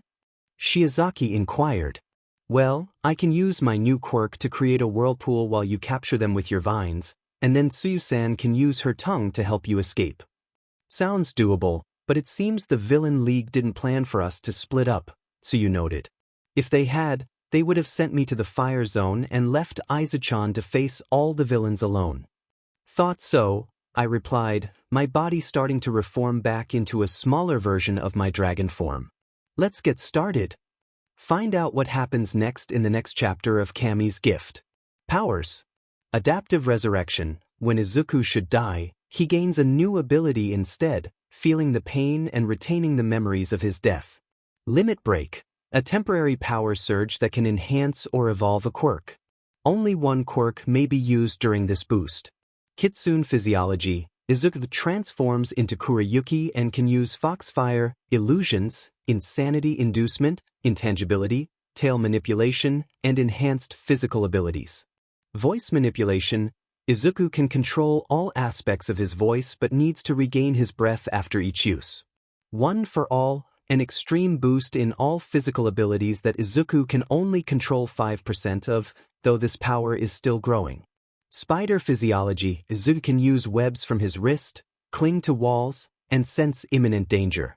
Ghoul Physiology. Izuku can use his blood to create constructs and heal quickly. Dragon Physiology. A dragon form where Izuku can change size, use different elemental breaths, fly, and possess near-impenetrable scales. Cloning. Izuku can create clones that share his injuries and stamina but can think independently and use different quirks. Our plan was set. I was in my newly acquired dragon form, waiting for Shiozaki and Azui to get ready. "We're ready, Aizu-chan," Azui said, getting into position to jump. I nodded and dove into the water with my wings folded against my body, generating 2 more clones. As we circled a small group of villains in the water, a whirlpool formed, drawing them in while vines began to grow and prepare to capture them. "Shiozaki-san," I called as the vines sprouted up and ensnared the villains caught in the whirlpool. Once they were secured, I used my new elemental breath to freeze their lower bodies. I watched as Azui and Shiozaki leaped over the water while my clones were dispelled, and I flew toward the center of Scene Change USJ Center. When we gathered at the center, we saw Aizawa-sensei and Vlad battling villains while the Hanzi guy and Kurogyari lingered on the sidelines. "Aizu-chan, shouldn't we help our classmates in the other zones?" Azui asked. After assessing the situation, I replied, "Yeah, but how about we split up?" "How so?" Shiozaki asked, crossing her arms. "I can create clones using each of my quirks. 2 will go to each zone while you both head to another zone and then regroup here," I said, making 6 clones of myself. But I saw Sumiko-chan and Kasumi heading toward the plaza, which leaves 4 zones left. "I'll start fighting the villains. See you." As I ran toward the plaza, I made a mental link with Athena. "Favor, please. What's the favor? Give me and my clones enough energy to defeat all the villains and save everyone. Done. Just entertain me with your fighting. Certainly, Athena. I felt a surge of energy as I transformed into my kitsune form, using my tails to fend off some villains. Scene change downpour zone, no one's POV. As Tsuyu and Ibra approached the downpour zone, they had to break in since the normal entrance was sealed shut. Once inside, they quickly defeated the villains in the area, rescuing Ojiro, Mina, and Yuga. Scene change inflammation. Kuriyuki, Kitsune, ventured into the inflammation zone, which was engulfed in flames. She flew through the dome of the roof and spotted Ida darting around, kicking a random villain every now and then while Gwen and Achiko did the same with their respective quirks. Hey! Big and stupid! Kuriyuki yelled, catching the attention of the villains, 3 of whom were hit by a trapped student. You looked, she said playfully before splitting into 5 different clones, creating 6 kitsunes who swiftly took down 3 villains at once, continuing their cycle of teamwork. Scene change landslide zone. Miku ran toward the landslide zone, her pigtails bouncing in the air, seemingly unfazed by the chaos around her. Once Miku arrived, she found the area completely frozen over as Sumiko approached her, with Fumikage, Rikido, and Koji trailing behind. I'm guessing Midoriya sent you over here with a new quirk? Sumiko asked, stopping in front of Miku, who halted in her tracks at the sight of the ice. Why yeah, but I guess my help isn't needed, Miku replied nervously, quickly returning to her bubbly self as she walked alongside Sumiko. Scene change ruin zone. Kaneki and Deku were sent to the landslide zone together to keep each other in check. Upon arrival, they saw Kasumi blasting several villains while Hanta, Ijiro, and Itsuka were grouped near the plaza. That looks fun. Let me join, shouted Kaneki and Deku in unison before they rushed in to defeat villains for the thrill of it. Scene change mountain zone. Lastly, Drago and Spider-Man flew and swung respectively to the mountain zone, engaging in a brief conversation. Upon arrival, they noticed Momo, Kyoka, Daichi, and Mizo being cornered by villains. Hold on, your friendly neighborhood Spider-Man is here, shouted Spidey, kicking a villain away and using his webs to restrain a few others while Draco froze them with his elemental breath. We make a good team. Let's just get the job done, Draco replied as he and Spidey landed near the group of students. You 4 hop on my back, and we'll be in the plaza in no time. Time skip plaza about 20 minutes later. Izuku's POV. After about half an hour of intense fighting, my clones used a mental link to inform me they had regrouped near the entrance. Sorry guys. I yelled before activating a 5% full cowl and grabbing my teachers before heading over. When I arrived, I was met with 21 students who looked like they had just finished sparring with me, while another 18 students appeared out of nowhere. Izuku, you better have a plan. Gwen shouted, shaking me by my collar. Yeah, I got one. I replied and she stopped shaking me. Alright, most of the villains are defeated. Some of you just need to finish off the smaller ones while I heal Aizawa-sensei and Vlad. Then anyone can take a shot at any villain, but I want to finish off Hanzi. Alright, I'm gonna have some fun. Kasumi shouted before rushing into battle, followed by Sumiko and Minoma. Well, Ida and Daichi, try to reach the UA staff and ask for help, I instructed while healing a few scratches and burns on my teachers. The rest of you can sit back and wait or just go have fun fighting. Once I finished, only Ida started to move, sprinting back to UA, while everyone else watched the brave students take on the villains. Once I completed the healing, I dashed back into action as the others remained behind, some literally sitting down. Alright, I said, summoning 5 clones, each taking on 1 quirk while I activated Kitsune. Unison barrage. Then I shot 4 streams of fire from my mouth and tails at the villains. Miku screamed at most of the villains, distracting them from dodging. Meanwhile, Draco unleashed his elemental breath, firing lightning bolts at them. Kaneki used his Kagun to strike a few villains, and Deku created powerful gusts of wind that enhanced my flames. After a while, all the villains were defeated except for 2, Kurogyri and Hanzi. As I dispelled my clones, I shouted, "What now? Your front line is gone, and just the ringleader is left. Grumble Kurogyri. Unleash Numo. Hanzi commanded as the portal villain expanded, releasing a towering creature with dark skin and a beak, exposing its brain, but it only wore cargo shorts with skull knee pads. That's one big guy, I remarked, still about 20 meters away from the villains. This is the big boss. Our minions have weeded out the weak, and now you'll barely be able to fight my secret weapon. After the portal villain released the creature they called Numo, I quickly created 2 clones to escort Kasumi and Kirishima to safety while I personally ensured Sumiko was safe. Once we regrouped near the entrance, everyone huddled together, visibly anxious about what was to come. Hey everyone! I called out, breaking through their shock. Stay here until the pros arrive. I'm going to confront that thing. Wait, Izuku, let us help you, or at least me. Gwen shouted as the villains waited for us. She's right, Midoriya, you can't do this alone. Yaoyorozu added in support of Gwen. I'm sorry, I said softly, turning my back to them while still facing them. But I'd rather fight now and let you all become great heroes in my place. After all, I always held back in the past, and now I won't let anyone get hurt because of my own fear. Before they could stop me, I quickly created clones of Miku and Draco to guard them. Then I walked toward the villains, calmly speaking. Kurogyri and Shigaraki, right? Yes, and I suppose you'll be the decoy until the heroes arrive. I guess so, I replied lazily, creating a clone of myself that transformed into Kaneki while I took on my Kuriyuki form. But I'm the pro-hero Omni. As I charged at Shigaraki, he shouted, Numo!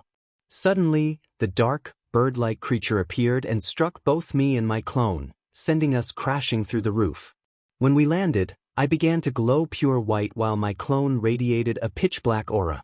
My clone transformed, becoming more muscular with new horns and wings sprouting from his back. As the glow faded, he revealed black hair with red tips that matched his wings and pants, while he stood confidently without a shirt. As for me, I felt my body shift slightly, and wings sprouted from my back. When the light dimmed, I was revealed to be a white-haired girl in a flowing white dress with a red skirt, complemented by small blue gloves that reached up to my elbows. Once we hit the ground, Draco and Miku rushed to our side, ready to defend us against the Numu creature. Hey, I think it's time for Plan B. Miku shouted as we regained our footing. After Angelica and Daisuke stood up, 5 more clones emerged, each taking on the remaining quirks. All the versions of Izuku lined up, and Shigaraki taunted, "What's this, Plan B already?" "Sorry, but Plan B is just starting," each clone replied in unison before shouting, "Limit break." Each clone glowed in their respective colors, revealing somewhat similar versions of themselves. Miku and Aurora, who had healing abilities, stepped back while Draco, Angelica, and Daisuke moved forward. As the Numu charged at us, Draco seized its right arm, Daisuke grabbed its left, and Angelica held its head steady. "Now!" they yelled in unison as the others prepared to attack. Kuriyuki went first, her tails and hands forming a single white fireball that transformed into a stream of white flames aimed at the Numu's head. Flaming neutralization. Kaneki unleashed a flurry of strikes with his Kagun, targeting the Numu's weak spot. Relentless strike. Spider-Man swung above the creature, using his webs to immobilize its legs. Finally, Deku activated another full cowl, his veins glowing as green lightning surrounded him. He leaped toward the Numu with incredible speed, unleashing a barrage of strikes. Universal calamity. Once their attacks concluded, the Numu's head was obliterated, halting any further aggression. The clones glowed brightly before merging back into the original Izuku. "No!" Shigaraki shouted, clutching his hand. "Kurogyri! Get the other Numu!" Kurogyri expanded, allowing 3 more Numu to enter USJ. The doors slammed open as Shigaraki's hand shot forward. "Have no fear, for we are here," All Might declared, attempting to punch the new Numu, which appeared completely unfazed. "What?" "Sensei, aim for the brain," I called out, trying to assist as All Might continued his assault, but it was ineffective. Realizing that All Might couldn't defeat the Numu quickly, he was knocked back. I glanced at my classmates, seeing their fearful expressions. Without thinking, I instinctively grabbed my necklace and activated Limit Break. This time, I felt a surge of power without any visible changes. Harnessing one for all, I leaped toward the Numu, cupping my hands together as blue flames engulfed its head, obliterating it. However, I was suddenly lifted by a winged Numu. "I've had it!" I yelled, unleashing a torrent of fire toward the creature's underside, amplifying my voice. The Numu released me as I sprouted green wings and soared above it, letting out a fierce battle cry. Just then, a Numu wielding a chainsaw and a massive sword tackled me, sending me crashing to the ground. As I landed, I summoned my Kagun, using it to throw the creature off me before webbing it to the ground and using my Kagun to sever its head. Exhausted after defeating the last Numu, I collapsed to the ground, hearing the remaining villains retreat through a portal. Then, Athena appeared, a small smile on her face. "Good job, Izu," she said gently, closing my eyelids with her fingers. "Rest easy, my little hero. The road to recovery will not always be easy, but I will take it one day at a time, focusing on the moments I've dreamed about for so long." Amanda leaned out. "Last time on Cammy's gift. Once I defeated the last Numu, exhaustion overwhelmed me, and I collapsed to the ground, hearing the remaining villains escape through a portal. Just then, Athena appeared with a small smile on her face. "Good job, Izu," she said, gently closing my eyelids with her fingers. "Rest easy, my little hero." Back to the present. As I awoke, pain coursed through my body as I stared at a bland, white ceiling. When I attempted to sit up, every muscle protested, but I managed to rise in the hospital bed. Looking around, I realized it was late at night, and only Sumiko was in the room, sound asleep. But why was she here? More importantly, both my arms and my abdomen were wrapped in bandages. I tried to nudge Sumiko awake, but she was comfortably settled on my legs. After nudging her again, she let out a slight groan of annoyance before a woman with blonde hair appeared, wearing a white robe and radiant wings behind her. "Hello, Izu," she said with a small smile. "My name is Nike, Goddess of Victory." Wait, Kami-sama? I stuttered, my mind racing. She shook her head. "Sorry, but your last limit break put too much pressure on Kami, and now she has been divided into multiple goddesses around the world. I am the Goddess of Victory, one of the many aspects of the original Kami, you know. But don't worry, you still have all your powers, and I will be your companion until I switch off with another goddess." As the information settled in, I finally asked, "Will the split change anything else?" "Well, you might gain a new power that the goddess with you prefers." She clapped her hands, her smile widening. "For example, I would give you a power that ensures your victory, but another goddess might choose a different power. Athena would give you a power based on knowledge or a choice for any situation, while Hel might offer a more dangerous ability." "Got it?" I mumbled about my new possibilities, which stirred Sumiko awake. She rubbed her eye and exclaimed, "Midoriya-kun." Then she hugged me tightly. Despite the pain, I embraced her back. "You made me worried sick." She released the hug and playfully punched my chest. "I'm sorry, Sumiko-chan," I replied, noticing her small pout. "Why is she so adorable? Let's talk later, maybe with more people so I don't have to explain much." Time skipped the next morning. Once I was released from the hospital, I was sent to the UA first-year hero course dormitory, where many seemed to be waiting for me. I could already smell something burning from the kitchen and saw a few messes scattered around the living room. "Is this what happens when I'm gone for a week?" I asked sarcastically as everyone's heads turned so quickly, I could have sworn I heard a few cracks. The first to speak was Yaoyorozu. "Sorry, Izuku-kun, but we were worried about you." Before she could say more, I placed a finger over her mouth and headed to the kitchen, creating 2 clones. In a matter of minutes, I prepared 40 bowls of ramen for everyone. "Let's talk over some brunch," I said, carefully walking to the dining room, feeling a bit drained from using my clones. As everyone sat down, they began to eat their ramen at varying speeds. Class 1A savoring the taste while Class 1B devoured their food. Sumiko was the first to speak this time. "Midoriya-kun, we have about a week before classes resume. What will you do until then? I'll probably do a small patrol with Gwen, I replied, glancing at her as she looked up with a noodle hanging from her mouth. But I think I might also participate in some publicity or charity events around town. Deku! Kasumi shouted, pointing her chopsticks at me. You better not slack off on training just because you got some awesome powers. After cooking, you were already tired, and at USJ, you fought for 2 hours without stopping. Everyone gave me questioning looks, but Gwen simply helped herself to seconds. Don't worry, I'll keep training, but I need to make a big debut as an official hero soon, I said, taking my empty bowl to the sink to wash the dishes. But let's save that for the sports festival. About 20 minutes later, I finished another batch of ramen and continued washing dishes. Once I was done, everyone headed to the living room. I sat down across from the TV as someone switched it to a news network discussing the USJ incident. Just a week ago, a group of villains calling themselves the League of Villains attacked USJ, the unforeseen simulation joint owned by UA. So far, we've been informed that only a few students were injured, with one being severely hurt, but they were saved by All Might, who fought off the League of Villains with the help of Eraserhead, Midnight, Snipe, Number 13, Power Loader, and Vlad King.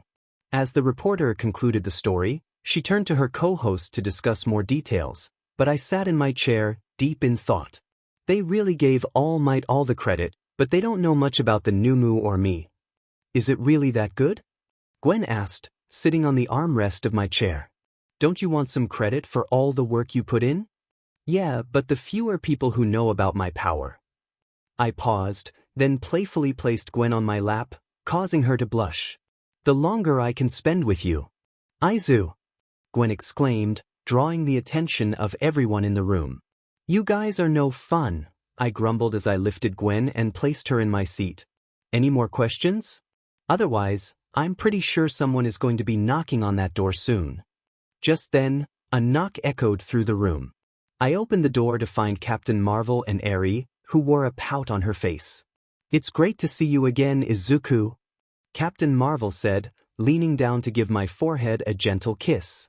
As they entered, I rubbed my forehead. Sobe-san, what are you doing here?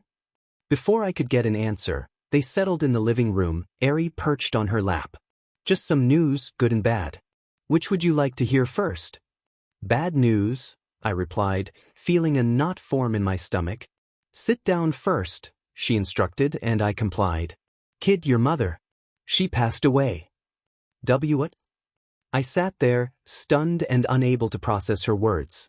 Inko was attacked by a group of villains while you were recovering in the hospital, but we managed to save the cafe's structure, she explained, poking my forehead with 2 fingers to snap me out of my shock. On to the good news. Eri was rescued by your cousin Sora, and I'll be teaching your class with All Might for a bit. But you'll have to come home with me while you're not at school. So pack up, Izu. What? See you next time on Cammy's Gift. As I rushed out with a suitcase in hand, my phone clutched in the other, Captain Marvel said, Seriously, I thought you'd appreciate the time I'm taking out of my day to personally train and take care of you. Well, sorry, I replied, glancing at my latest text. UA staff keep trying to call or text me to meet them, and I can't just use my powers for everything unless you want to carry my unconscious body. I'd be fine with that, she said with a smile as I bid farewell to my peers and hurried to catch up with her. I mean, seriously, she's 63 and still fighting villains without breaking a sweat. After a while of driving, we arrived at a private estate that belonged to my family. How do we afford this? Sobe-san, I called as I walked into the estate. Yes. Can I host a concert this weekend? I asked while Eri helped herself to a cookie from a jar. Why would you want to draw that much attention to yourself? She replied, leading me to my old room. I mean, getting public is important for a hero, but you can do it when you get your license. After setting my suitcase on the bed, I simply replied, I already have my hero license. But I need to make a debut somehow, and I don't just want to start fighting villains like other heroes. I want to help civilians through charity and morale-boosting events. Fair enough, but you have to spar with me first, she said with a smirk before leaving to change into her hero costume. Later, We found ourselves in the courtyard while Eri sat on the porch with a platter of cookies she had discovered. Remember, if you win, you get to hold that concert. But if I win, I get to try a new gadget on you. Sounds good, I replied, shifting into one for all to prepare for the match against Soba-san. Captain Marvel, a heroine with an extensive family business of heroes, was currently ranked as the third hero. Her quirk, energy transference, allowed her to absorb nearly any type of energy into her body and release it back twofold. However, if she didn't focus on where she was absorbing energy, it wouldn't be effective. Without hesitation, the two of us charged at each other. As I attempted to punch Carol, she caught my fist and retaliated with a powerful strike, sending me back. I landed on the ground, reverting to my normal form, only to see her calmly hovering above, waiting for my next move. Plan B then, I said, activating my ghoul physiology quirk and summoning a tentacle-like appendage from my back. I charged at her again, using the tentacle to strike her face, but she caught it effortlessly. Before she could counter, I sprouted 2 more tentacles that wrapped around her, throwing her into the ground with a thud that created a small crater. Yet, Carol quickly got back up, her suit slightly torn and dusty. Nice one. But you have a long way to go, she exclaimed before soaring toward Izuku and delivering a swift punch to his stomach, sending him reeling back once more. Plan Pants C, Izuku declared, activating his Kitsune physiology quirk, 4 tails, and utilizing limit break again. Izuku, you're pushing your body too hard. Just give up now, Carol warned, but before she could finish, he countered with a punch of his own.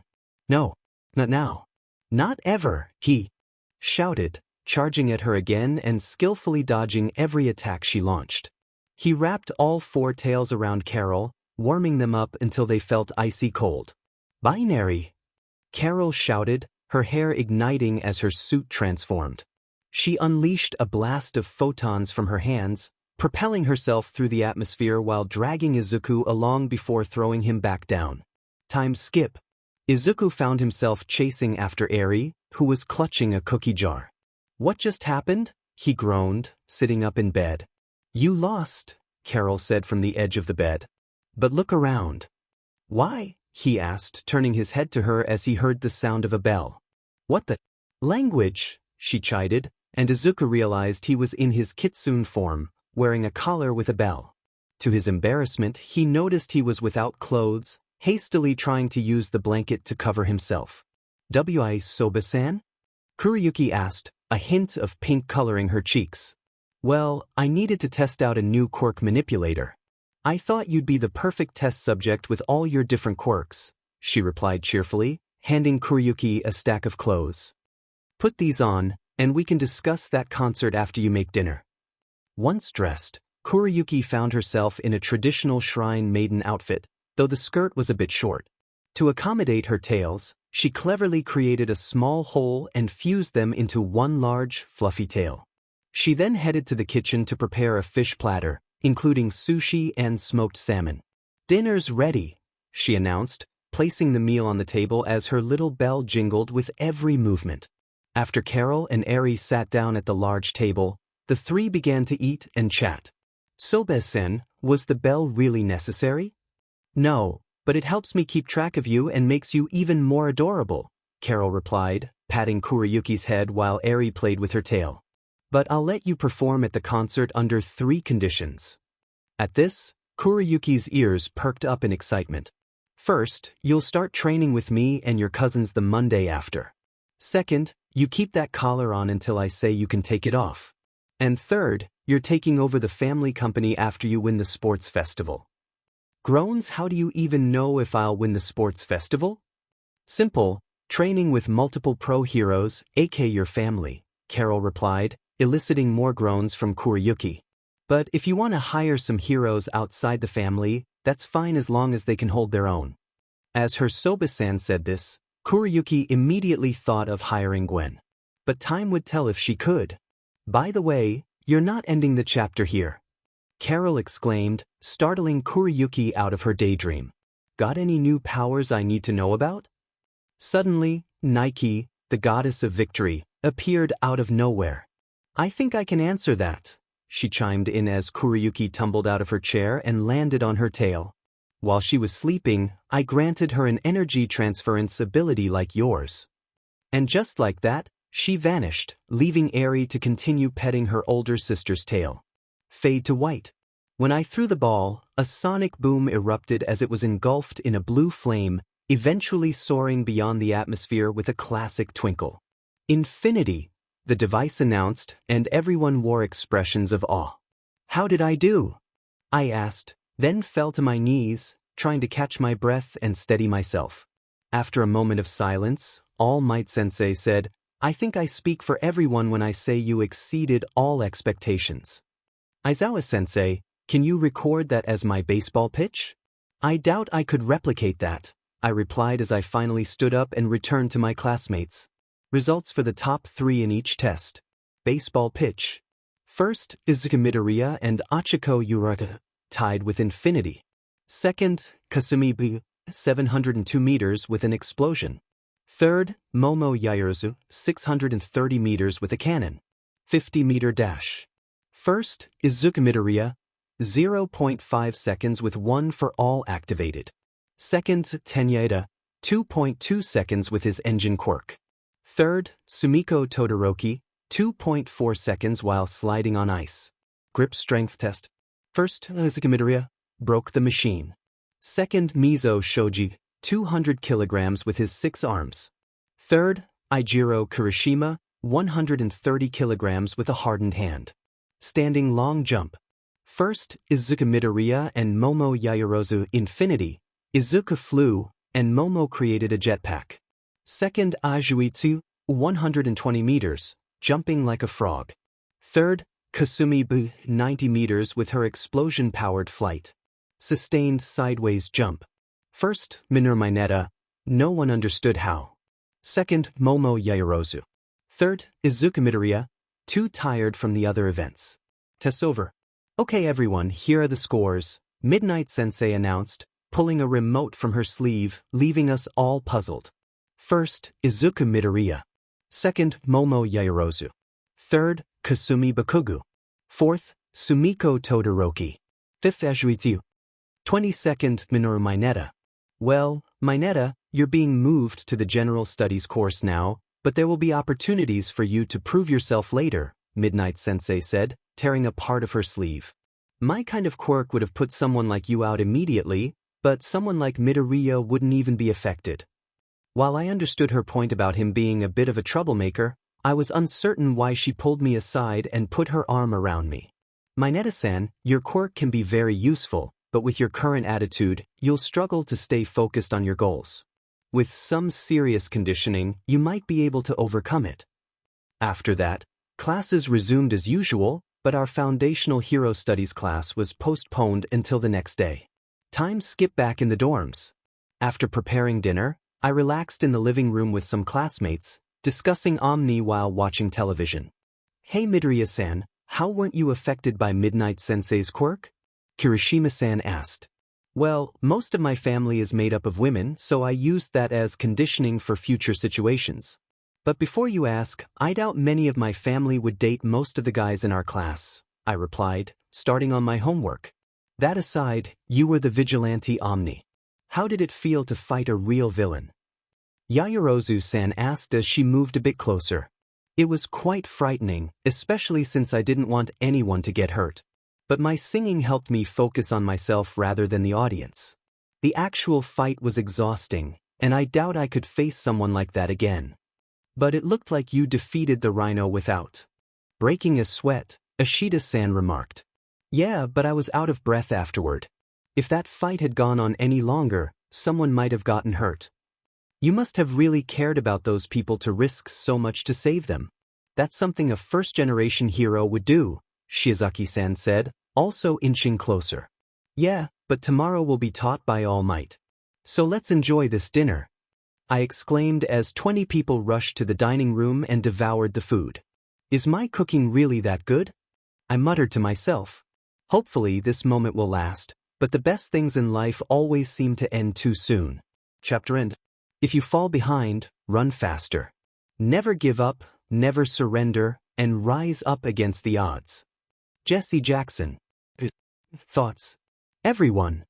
Normal speech. Thanks. Telepathy or electronic speech. 4. Sound effects or actions. Reading, super moves, abilities or quirks. Onto the story. Brought to you by Chibi Kuriyuki being chased by Chibi Eri. Last we saw Kuriyuki, originally Izuku. She received permission to throw a concert on Saturday before returning to UA. Right now, she is preparing for the concert near the Kiyoshi Ward shopping mall. Her training is moderate compared to some methods, like Saitama, while Captain Marvel and most of Kuriyuki's cousins are experimenting with the quirk manipulator.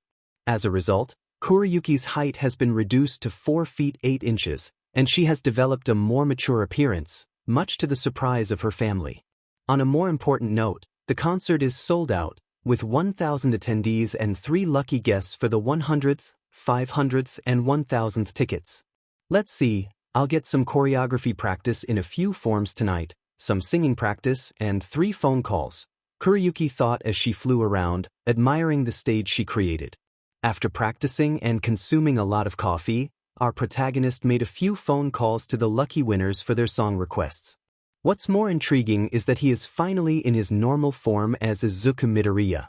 That was an interesting group of winners, he thought as he reviewed his notes. 2 UA students and a transfer student, lucky ones for sure. Time skip. Brought to you by Izuku falling asleep at his desk. After a restful night, Izuku woke up and dressed in a simple black shirt and jeans before going through his morning routine, breakfast, shower, etc., and running to the Kiyoshi Mall, where a few people were already gathering for the concert. Without drawing too much attention, Izuku slipped backstage, where he found Carol Danvers and Wanda Maximoff, Scarlet Witch, one of his many cousins. Hurry up. We have half an hour before you need to start, Wanda said, pulling Izuku along. She quickly adjusted his outfit, giving him a new pair of jeans, a belt, a blue shirt, and a gray vest for the concert. All right. Just make sure you don't embarrass yourself on stage and you'll be fine, Carol advised as Izuku tested out his voice manipulation and secured a mic around his left ear. As the sun began to set, Izuku stepped onto the stage. Hey, everyone, he shouted, eliciting cheers from the crowd. It's me, Omni, and I'm here for my official debut as a pro hero. But first, let's kick off the concert with a little song I call The Champion. With a snap of his fingers, he transformed into a female version of himself, maintaining the same outfit but with a slightly shorter stature and longer hair. This is going to be a long night, Izuku thought as he finished the first song. All right, for our first winner, can Hansuki Hikaru come up to the stage? As Izuku took a small breather, Hansuki made his way to the stage. For your information, Hansuki had dark blonde hair that fell just below his chin, wearing a white shirt under a jean jacket, along with blurred jeans and dark blue sneakers. Hey, everyone, he said, receiving little response as Izuku created a few clones and began the next song. This song is called Why Worry, and I'll be doing the vocals. Well, Hikaru-san, I'll see you backstage later, Izuku said as Hansuki stepped off stage and returned to the crowd. All right, can Kira Musubi come up to the stage? Kira was a girl with white eyes and long pink hair, standing at about the same height as Izuku, 4 feet 8 inches. Izuku kept his clones in the back while he stood next to Kira. All right then, Kira said, receiving a small nod from Izuku. Let's keep this concert going with Somebody to You, right Izuku? She said, her calm demeanor slightly betraying her nerves. Thanks for coming, Musubi-san, Izuku replied before she hopped off the stage and into the crowd once more. For our last guest, can I get Tempi-ru to come up on stage? Finally, Tempi, an old friend of Izuku, had freckles like the nerdy hero, with frizzy black hair accented by a blue streak, hazel brown eyes, and dark skin. Been a while, Izuku, Tempi whispered as she stood next to him. But Izuku can take a break because I'll be singing my song, Like I'm Gonna Lose You, for all of you. Hee, another nice song, Izuku said as Tempi winked at him before she skipped off stage to join the other winners. I guess all that's left is my other song. So here's a song I call Odd Future. After the concert ended, Izuku went backstage and slumped into a chair as his clones dispelled while Carol and Wanda packed up some smaller items. In the midst of Izuku's relaxation, the three lucky guests finally showed up backstage, looking around with a hint of disappointment at the lack of excitement. "Sorry," Izuku panted as he stood up. "Guess the concert took more out of me than expected." "Midoriya-kun, you can sit down," Tempe said gently, placing her hand on his chest and guiding him back to the chair. "I'm just glad to see you again." She looked away, playing with her black, frizzy hair, a light pink blush spreading across her face. "Yeah, it's been a while since we've just sat down and talked," Hansuki said, brushing his dirty blonde hair back as he leaned on one of the tables left out backstage. "Plus, we'll have plenty of time once UA starts back up again." "Right, you three are going to," he replied, catching a bottle of water thrown by Hansuki while Kira seemed a bit out of place, checking her phone. "Sorry, Musubi-sen, I guess you don't recognize me like this." "Huh, what do you mean?" she asked, but Izuku only responded by transforming into his first kitsune form. "Wait, that was you," she exclaimed, and Izuku held his fox ears in annoyance before transforming back. "Kami, that was loud," Izuku mumbled, rubbing his normal ears. "Seriously, fox ears are super sensitive," he added, noticing Kira's embarrassment as she hung her head. "I'm sorry," she apologized, her cheeks turning a faint pink. "It's fine, but do you three want something or have something to ask?" he said, getting up to chug down the water bottle. "Honestly, I have no idea what to do backstage at a concert, so you could hang out here for a while before everything gets cleaned up. Actually, you seem to know all of us pretty well. Care to explain, Izuku?" Hansuki asked, sounding a bit commanding, which piqued the curiosity of the two girls. "Well, I saved Musubi-san from a bully when we were kids.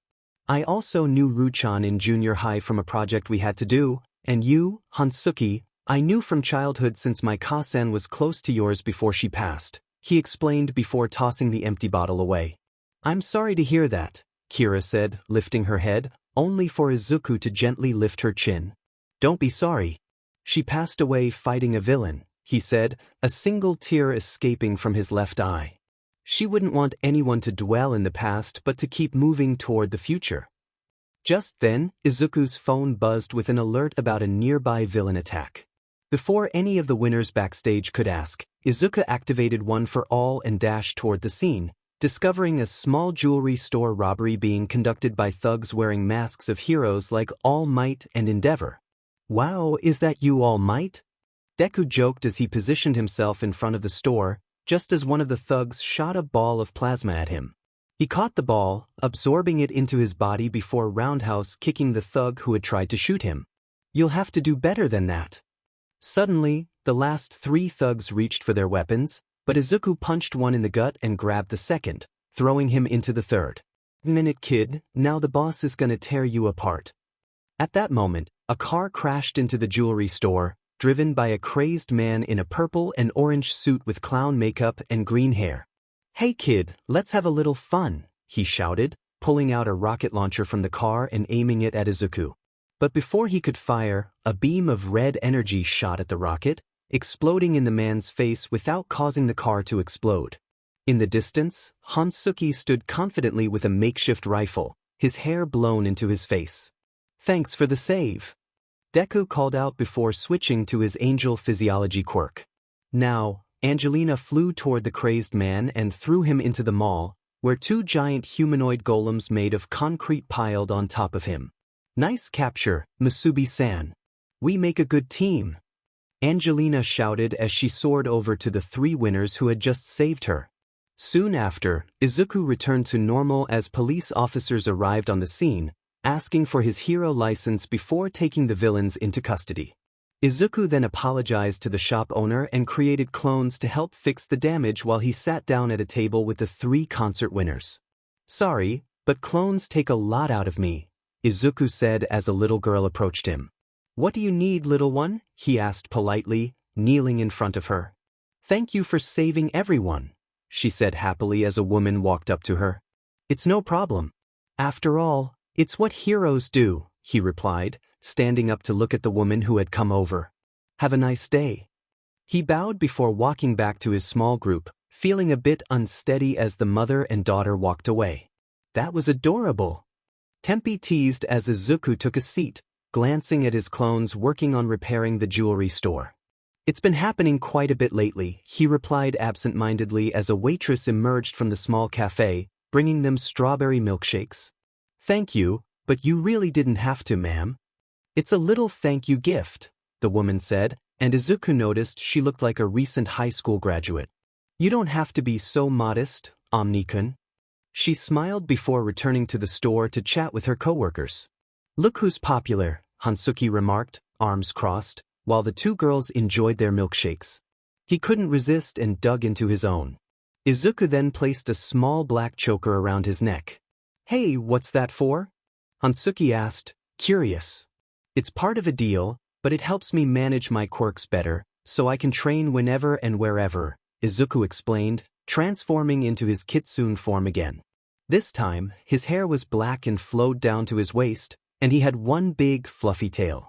His outfit changed to that of a shrine maiden, with the choker transforming into black lace tied with a bow at the front, and a bell appeared as well. Oh my Kami, your tail is so fluffy! Tempe exclaimed in pure delight, reaching out to pet Kuriyuki's tail, which playfully swatted her in the face. And it's so soft, she squealed again, grabbing Kuriyuki's tail, causing her to lift Tempe off the ground.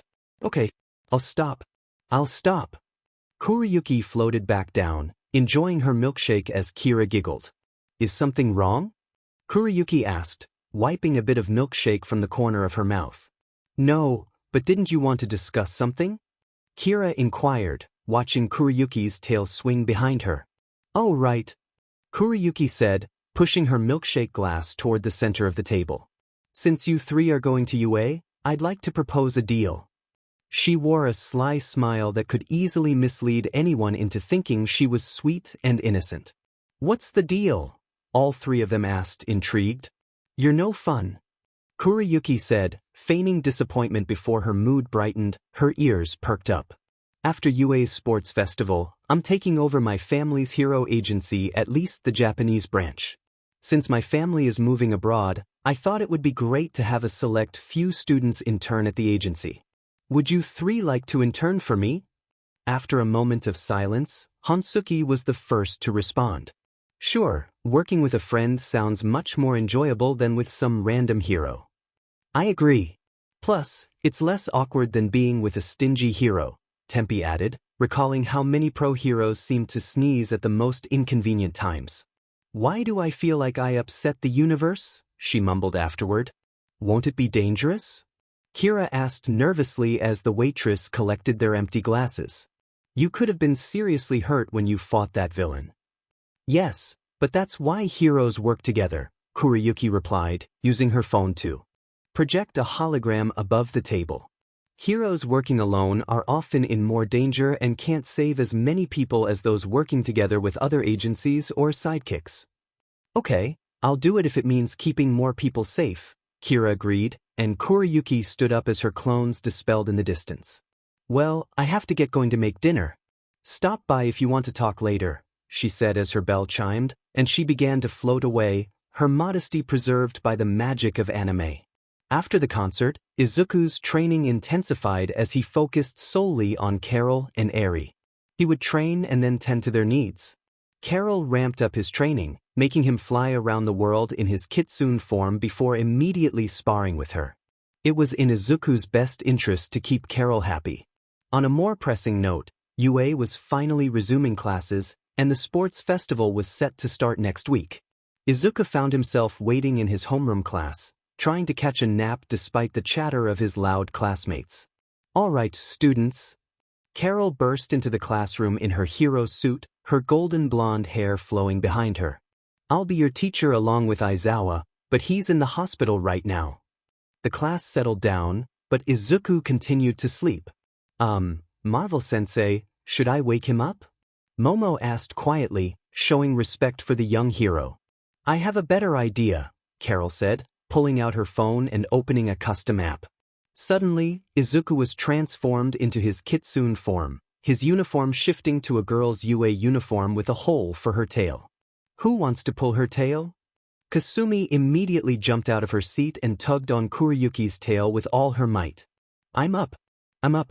I'm up. Kuriyuki exclaimed as she flew to the ceiling, gripping her tail. That hurts, you know, she said, on the verge of tears as she petted her own tail. Carol flew up and gently guided her back to her seat. Now that you're all paying attention, this week will be devoted to training for the sports festival, Carol announced, and the class erupted into cheers as Izuku reverted to his normal form. Hold up. As Class 1A, you all will be training until you drop. In that moment, Izuku wished he hadn't come to school, and most of the class didn't seem to take her threats seriously. But throughout the week, everyone endured a grueling training regimen. Izuku pushed himself by using every quirk simultaneously with the help of his clones, while Achiko practiced her floating abilities until she felt overwhelmed, and Tenya ran until his engines nearly overheated, only to repeat the cycle. Time skip. 1 week later. After the intense training, the sports festival had finally arrived, and Class 1A was buzzing with excitement as they entered the massive stadium that UA had prepared. This is so cool! Daichi exclaimed, her enthusiasm shining through. You must have gone all out for this. Mina added, sharing in the excitement. Calm down, we need to maintain a professional appearance, Izuku reminded them from the back of the group. Everyone straightened up a bit and made their way to their designated area. As all of UA's first-year classes gathered, Midnight took the stage in her hero suit. Hello everyone. Welcome to UA's sports festival, she announced, prompting cheers from the crowd. I'm Midnight, and I'll be refereeing the festival. But first, a few words from our first-year representative, Izuku Midoriya. The cheers grew even louder as Izuku walked up to the stage, notably without his choker. Hey everyone. I'm Izuku Midoriya, or Omni as you may know, he said calmly while gripping the podium. But I can assure you I will win. He paused dramatically before summoning clones using each of his quirks, causing laughter to erupt from the crowd. Sorry, the look on your faces is priceless. Nice prank, but do you have any final words before we send everyone off to the first event? Midnight asked, still on stage but slightly off to the side. Sure, I'll win, and the only chance any of you have is to give it your all. Any half-hearted attempts to beat me will fail, he declared before his clones disintegrated into dust. He jumped off the stage and rejoined Class 1A. Alright then, the first event is an obstacle course. Students, go get ready.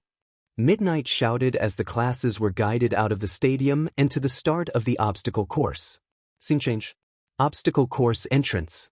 At the entrance, all of the first-year classes, except for the business course, were preparing. If one looked closely, it was clear that everyone would get stuck at the entrance if they all tried to rush in at once. So, being the logical ones, Kasumi, Sumiko, and Izuku stepped aside from the crowd, ready to boost themselves over the gate. Everyone, get ready. Present Mick's voice boomed from a speaker at the entrance. Go, he shouted again, and most of the students surged forward, but they quickly became crowded, with only a few managing to enter the course at a time. Meanwhile, Kasumi leaped over and soared through the course, propelled by her explosions, while Sumiko launched herself over the entrance with a pillar of ice before sliding on it to gain speed. Izuku stood back, waiting for a signal as he adjusted his black collar. Back with the other students, the first obstacle was a group of robots from the entrance exam. Several students used their quirks to disable the robots while others dodged their attacks to keep moving. Then, they spotted the zero-pointers blocking their path. Sumiko quickly used her ice abilities to create a glacier that struck one of the robots. As the robot began to tilt forward, it looked like it might fall on several students. I got it. Someone shouted from a distance as a green blur rushed past everyone, and Izuku, using his one-for-all form, effortlessly held up the robot. Sorry, took my sweet time, he called out before pulling back his left arm and then punching the robot's chest, sending it flying into the sky. Looks like Izuku has finally started his run, and he's off to a fantastic start. Present Mike commented as Izuku returned to his normal form and began to run again. The next obstacle was a large chasm with a few stone pillars connected by ropes. The leading students leaped from platform to platform or used the ropes to cross. Kasumi flew halfway and then soared the rest of the way, while Sumiko launched herself across with another ice pillar. Near the back of the group was Izuku, who transformed into his demon form and jumped across the chasm with ease before switching to his angel form. "I need to catch up," Angelina, in angel form, muttered under her breath before her wings glowed white. With a powerful flap, she soared towards the front, flying over the next obstacle, which was a minefield. What in the world? Izuku just flew over the minefield and took the lead. Present Mike announced as Angelina soared back into the stadium before transforming back into Izuku. "In first place is Izuku Midoriya," Midnight declared into the mic as Izuku stopped in the middle of the stadium and waved to the cheering crowd. Chapter End. Sports Festival. The Cavalry Battle. The battle of getting better is never ending. Antonio Brown. "In first place is Izuku Midoriya," Midnight announced into the microphone as Izuku paused in the center of the stadium, waving to the cheering crowd. After Izuku crossed the finish line, the other students completed the course, and only the top 42 students were allowed to advance to the next competition. Among those who made it were all of Class 1A and most of Class 1B, except for a few unique characters, including a student resembling a text bubble, a human Sasquatch, and Nito Monoma. However, what caught everyone's attention was the presence of 3 general department students and 2 support department students. Midnight took the stage again. "Hello, students. The next event will be the Cavalry Battle. In this event, groups of 3 or 4 students will form teams, but the person with the most points must be the rider and carry the points with a headband." She displayed a diagram with the teachers. Speaking of points, Present Mike interjected, and a scoreboard appeared on each jumbotron. The student in 42nd place has 5 points, 41st has 10 points, and so on, increasing by but as a special treat, Izuku in first place will have 1,000,000 points. "Why does life hate me?" Izuku thought as he felt the weight of his classmates' stares, their competitive spirits directed at him, except for a few supportive friends. With that said, "You have 5 minutes to pair up," Midnight shouted, a mischievous smile on her face aimed at one unfortunate protagonist. Immediately, everyone scattered to form their groups. 3 original characters approached Izuku. Tempiru jumped onto his back, playfully ruffling her black frizzy hair, while Hansuki Hikaru walked up to him and fist-bumped him. Kira Masubi approached, nervously rubbing her forearm. "Hey, Izuku-an!" Tempi exclaimed excitedly, but Izuku gently lifted her off his back and set her down. "Looks like our group is all set," he said while stretching, noticing the rest of Class 1A casting glances in his direction. "Something wrong? Your class seems to be ignoring you. Is that normal?" Hansuki asked, concern evident in his voice. Izuku shrugged. "Well, if they defeat me, they automatically win. So, they probably want to avoid any hard feelings." He smiled, hands behind his head. "I love them. I'd never want to hurt them." His words seemed to ease the tension among several female students. Without further delay, Midnight registered the teams, and each group took their positions at the edge of the ring. For Izuku's team, he stood at the top with a headband indicating 1,120 points, Hansuki in front with some of his support gear, Tempi on the right, and Kira on the left. "Start!" Midnight shouted, and most teams charged toward Izuku's group. "Hold on tight," Izuku called out before activating his angel physiology quirk. He summoned blades that formed a protective wall between his team and the others, though he began to feel slightly winded. "Awesome! Try and get us now," Tempi taunted as Angelica playfully swatted her with her wings. "All right, singing time." As Tempi began to sing, Angelica magically levitated the blades around her team. The first to react was Sumiko's team, who launched ice toward Team Izuku.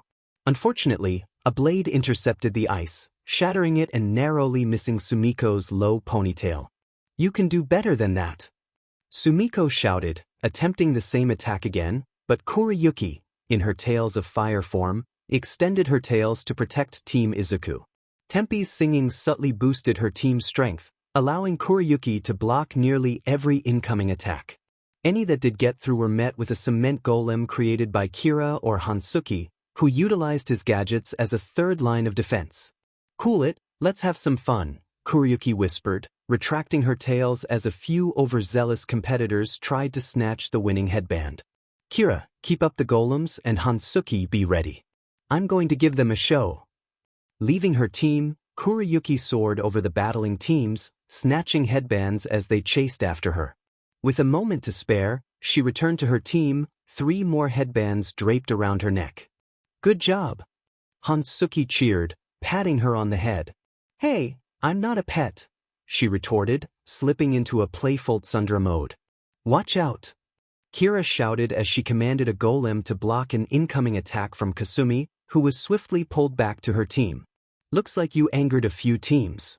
Suddenly, Fumicage's dark shadow lunged for a headband, but Hansuki quickly drew a plasma pistol and shot it, causing the creature to retreat. Just as they began to relax, Sumiko attempted to freeze the team again, but only succeeded in encasing one of Kira's golems in ice. As Sumiko's team charged forward, Kuryuki transformed into Drago, Green Dragon, and flew high as a precaution. "Seems like Izu isn't as brave as I thought," Sumiko taunted, narrowly dodging a plasma bullet that whizzed past her. "That was a warning shot," Hansuki warned, glaring at Sumiko's team. "Don't talk about my best friend like that." He was about to shoot again when Drago shrank down to the size of a puppy and swooped down to snatch the gun from Hansuki's grasp. "Hikaru-kun, calm down. Izuku said he loved her, didn't he?" Kira reminded him as Sumiko was caught off guard by one of Kira's golems, which slammed the ground in front of them. Once Team Sumiko ceased their attack, Drago reverted back to Izuku, returning the blaster to Hansuki as Kira's golems came back to her side. "Hansuki, don't aim to hurt. Aim to stun," Izuku instructed, gripping the necklace and choker he wore for his quirk. "About 5 minutes left," he added, establishing a mental link with Nike, the goddess of victory. "Whatever you do, please don't use your blessing." "Child, I am not Nike," a voice replied. "Great, another goddess has taken her place." "Precisely, but I am Themis, the Titan goddess. Of divine law, order, and customs. After this battle, I need to have a word with you." "All right," Izuku thought as Kasumi attempted another attack, only to be swatted away by Kira's golem. "Let's see. I haven't used this one in a while," he said before activating his ghoul physiology quirk, transforming into a new guise. "This is a hero school, not an interdimensional fighting tournament." Hansuki shouted as Kaneki ignored him and activated his Kagun, forming a tail-like appendage of pure blood.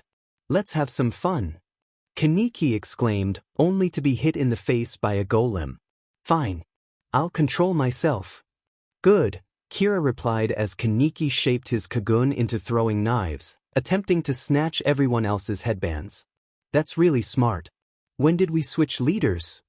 "Masubi, I can take you down in an instant." "Don't test me." "Got it, but that ice girl is coming back." "Let them, it's more fun that way." Izuku was literally knocked out of his ghoul form, but more importantly, Team Sumiko was charging at Team Izuku again, with Tenya Ida sprinting at full speed. "Hey but, do something fast." "Right." In an instant, Izuku was clad in his green jumpsuit, also known as his one-for-all form, or Deku. Without hesitation, he activated a 5% full cowl, sending the opposing team flying back if not for Sumiko creating a foothold with ice. The team waited patiently as Kira guarded them while Hansuki used his plasma pistol to break some of the headbands. "Time is up," Midnight shouted, prompting everyone to stop fighting and lower their weapons and quirks. "We'll have a short break before the last event, so go grab a snack or take a breather." As she spoke, Team Izuku collapsed onto the ground.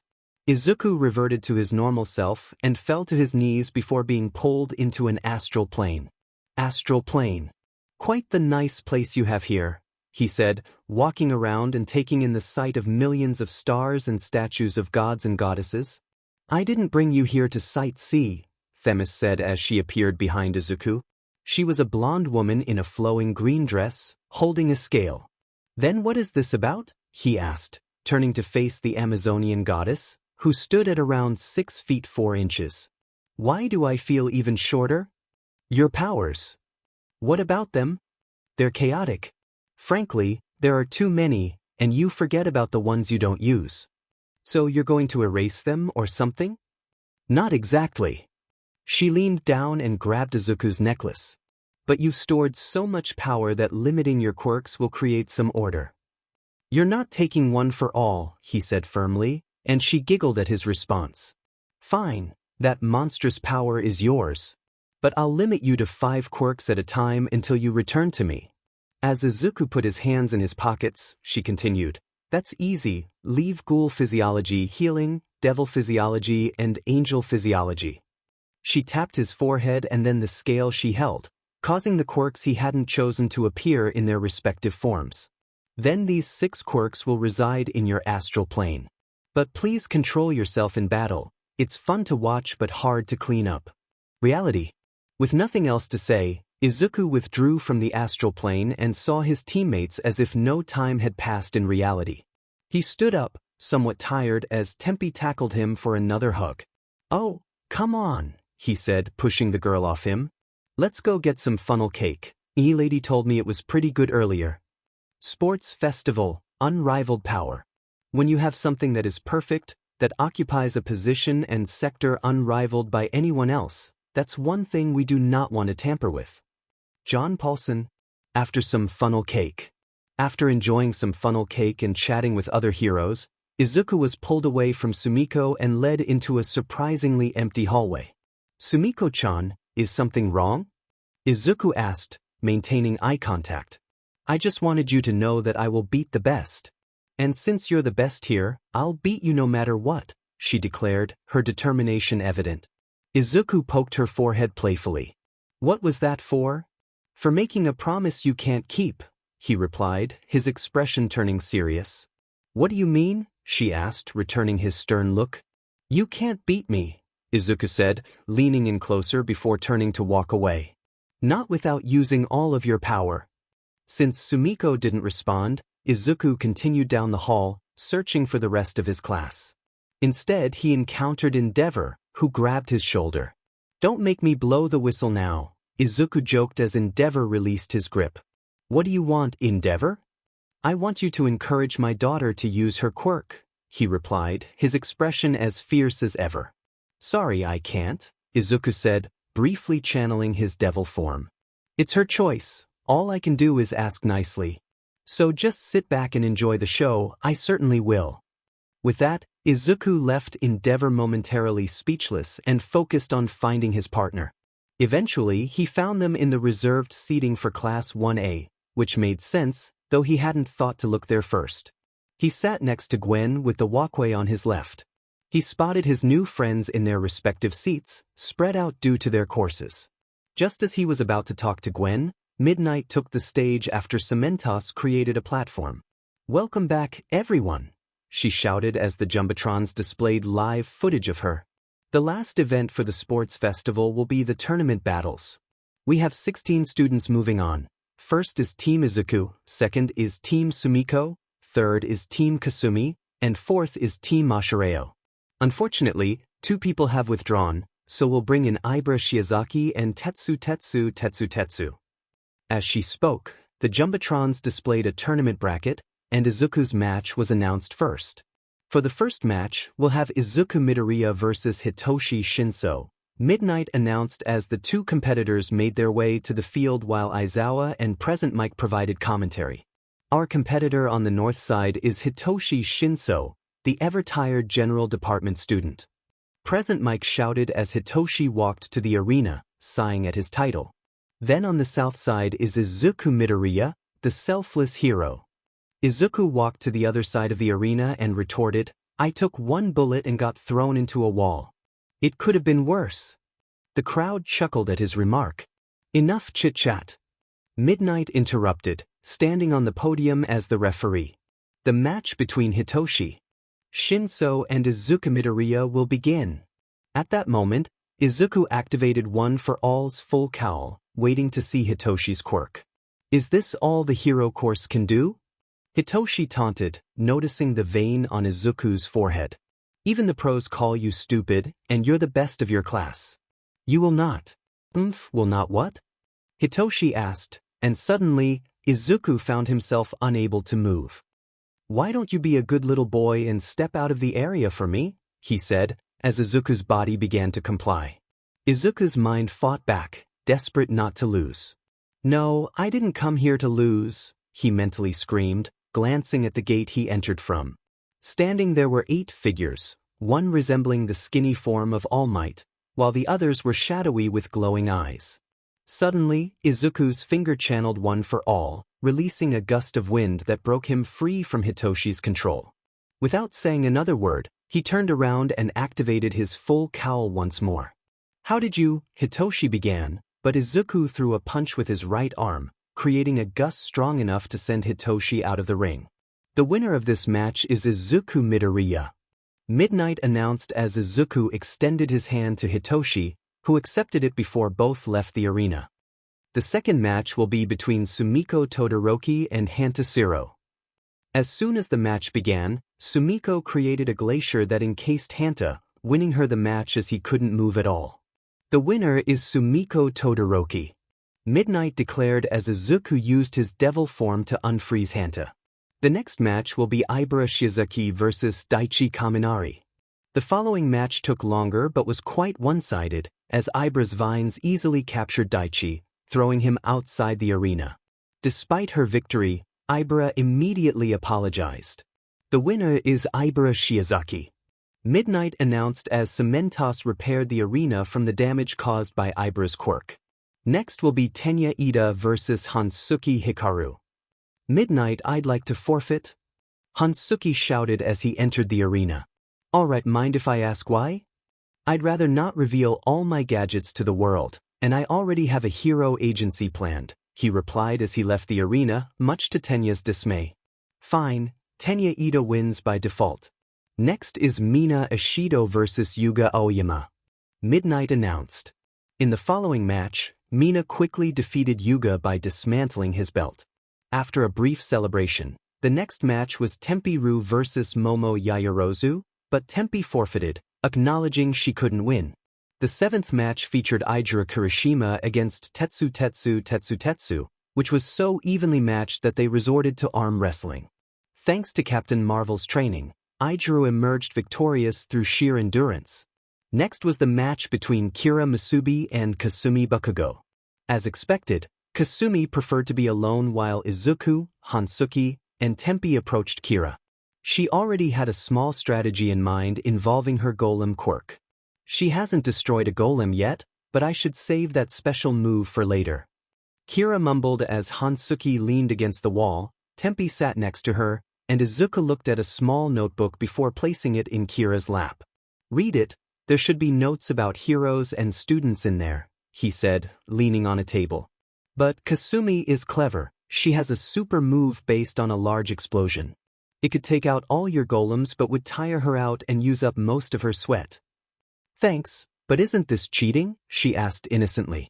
Consider this, we heroes allow everyone to know our quirks and abilities when we take down a villain. Yet with any other villain we face, we know nothing about them, he replied before heading to the door. Life isn't fair, so don't act like it is. With that, he left the 3 to strategize while he recruited Gwen for his new agency. Soon after, the match began as Kasumi charged at Kira with her infamous right hook followed by an explosion. Kira quickly countered by summoning a golem in front of her. After crashing into the golem, Kasumi backed up as 2 more appeared, but she managed to get through them before holding her palm out toward Kira. Say goodbye, she yelled before unleashing a massive explosion that singed parts of Kira's jacket and sent her flying out of the arena. Kasumi Bakugo is the winner. Midnight announced before calling a 30-minute intermission to allow the students to recover and to repair the arena. Izuku then picked up Kira and carried her to the infirmary, using his healing abilities to prevent any scars. You did well, Kirchun. I'll beat that girl just for you. After healing Kira, Izuku left her to rest in the infirmary as he prepared for his next match against Sumiko. He already knew this would be his toughest challenge, especially since he was now limited to 5 quirks, and switching them mid-match was too risky. So, he decided to take a break and grab some takoyaki, as a few heroes had recommended it. The match between Sumiko Todoroki and Izuku Midoriya will start in 5 minutes. Competitors, please go to the waiting room immediately. Present mic announced over the intercom. Izuku sighed before walking to waiting room B. Seriously?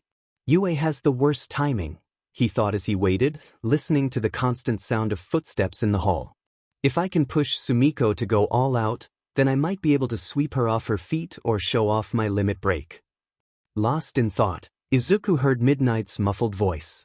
Starting off the quarterfinals, on the left we have Sumiko Todoroki from Class 1A. Sumiko entered the arena with her usual poker face. And on the right, we have Izuku Midoriya from Class 1A. Quickly, Izuku ran out, waved to the crowd, and took his place in the arena, adopting his own poker face. Hey, Sumiko-chan. You better not hold back. Or else I might hurt that pretty face of yours. Izuku shouted across the arena, but she remained unfazed. The audience chuckled slightly before Midnight continued. Couple fights aside, Sumiko versus Izuku. Begin. In an instant, Izuku transformed into his demon form, Daisuke, as Sumiko created ice from her right foot. The ice spread toward Izuku, quickly rising and covering the ground. But before the attack could reach him, Izuku slammed his fist on the ground, creating a wall of fire that melted the approaching ice. Seems like Sumiko won't be able to sweep her opponent this round. What will she do now? Present mic announced as Sumiko attempted her attack again.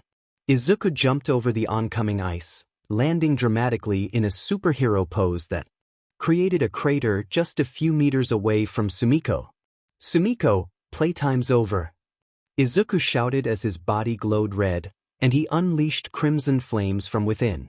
Show me your power, he called out as Sumiko formed a dome of ice around herself, causing the flames to melt it into water instantly. No, she shouted, pointing her hand at Izuku and creating a wall of ice in front of her. I won't use his power, she declared as Izuku switched to his one-for-all quirk. Without hesitation, Izuku activated his 10% full cowl and punched through the ice wall, sending shards flying past Sumiko and embedding them in the stadium wall. He lowered his head, allowing his hair to cover his eyes dramatically. Well, then I've never used my own power, he said, looking at Sumiko and the large crowd.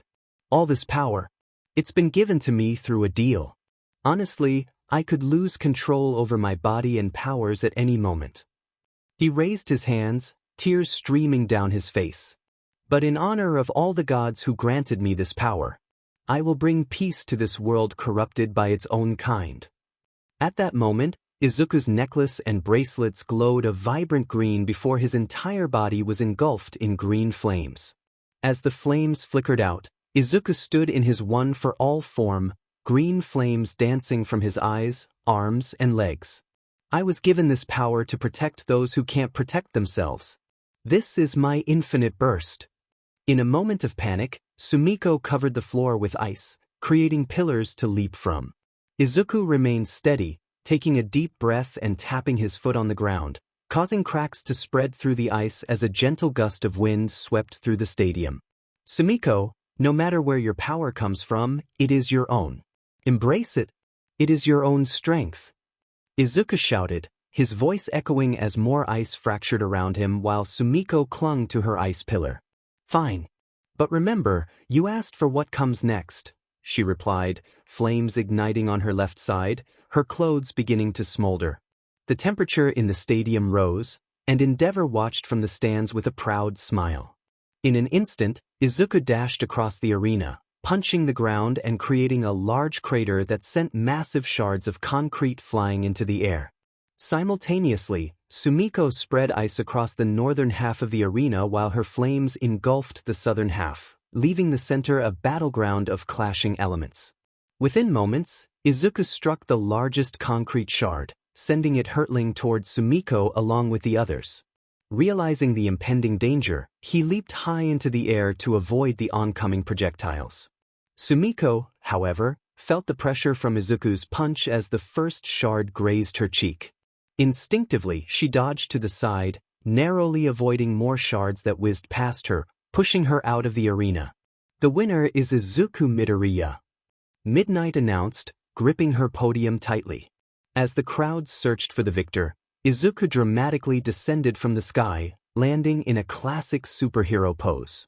"That was a good match," he said, his suit vanishing to reveal his P uniform, which was now tattered. "But let's change into something a bit more appropriate, shall we?" he suggested to Sumiko, causing many of the girls to blush at his impressive physique, while the boys were taken aback by Sumiko's singed jacket and partially burned pants.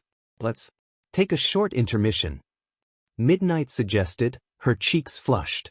Izuku then scooped Sumiko up in a bridal carry, both of them blushing faintly. After their intense battle, Izuku and Sumiko rested in Recovery Girl's office, where Sumiko's minor injuries healed and Izuku tried to recuperate before the finals. Soon, they were joined by Hansuki, Tempi, and Kira, who brought news. "Hey, Izuku! Great job out there!" Hansuki exclaimed as he entered, noticing Sumiko resting nearby. "Oh, you too, Todoroki-sen," he added with a warm smile, which Sumiko returned with a small, bright smile. "Oh, Izuku-kun, Ida-kun wanted you to know, good luck in the finals. I'll be cheering for you," Tempi relayed, jumping into a hug with Izuku. "You better win, or I'll be after you," she teased playfully, causing Izuku to wince in pain and fall to the floor. As he groaned on the ground, Kira leaned down to help him back into his chair while Hansuki checked his pulse. "Midoriya-kun, are you okay?" she asked, though the answer was clear. Before he could respond, a golden glow enveloped him as an orb of pure light emerged from his body, transforming into Athena, the goddess of war and wisdom. "Let me answer that," she said, and Izuku gasped for breath, feeling the weight of her absence. "I am Athena, and I apologize for my delay, Izuku." "No problem, I'm just feeling a bit overwhelmed right now," he replied between coughs. "That's because you've been overflowing with divine energy," she explained, leaving everyone but Izuku looking bewildered.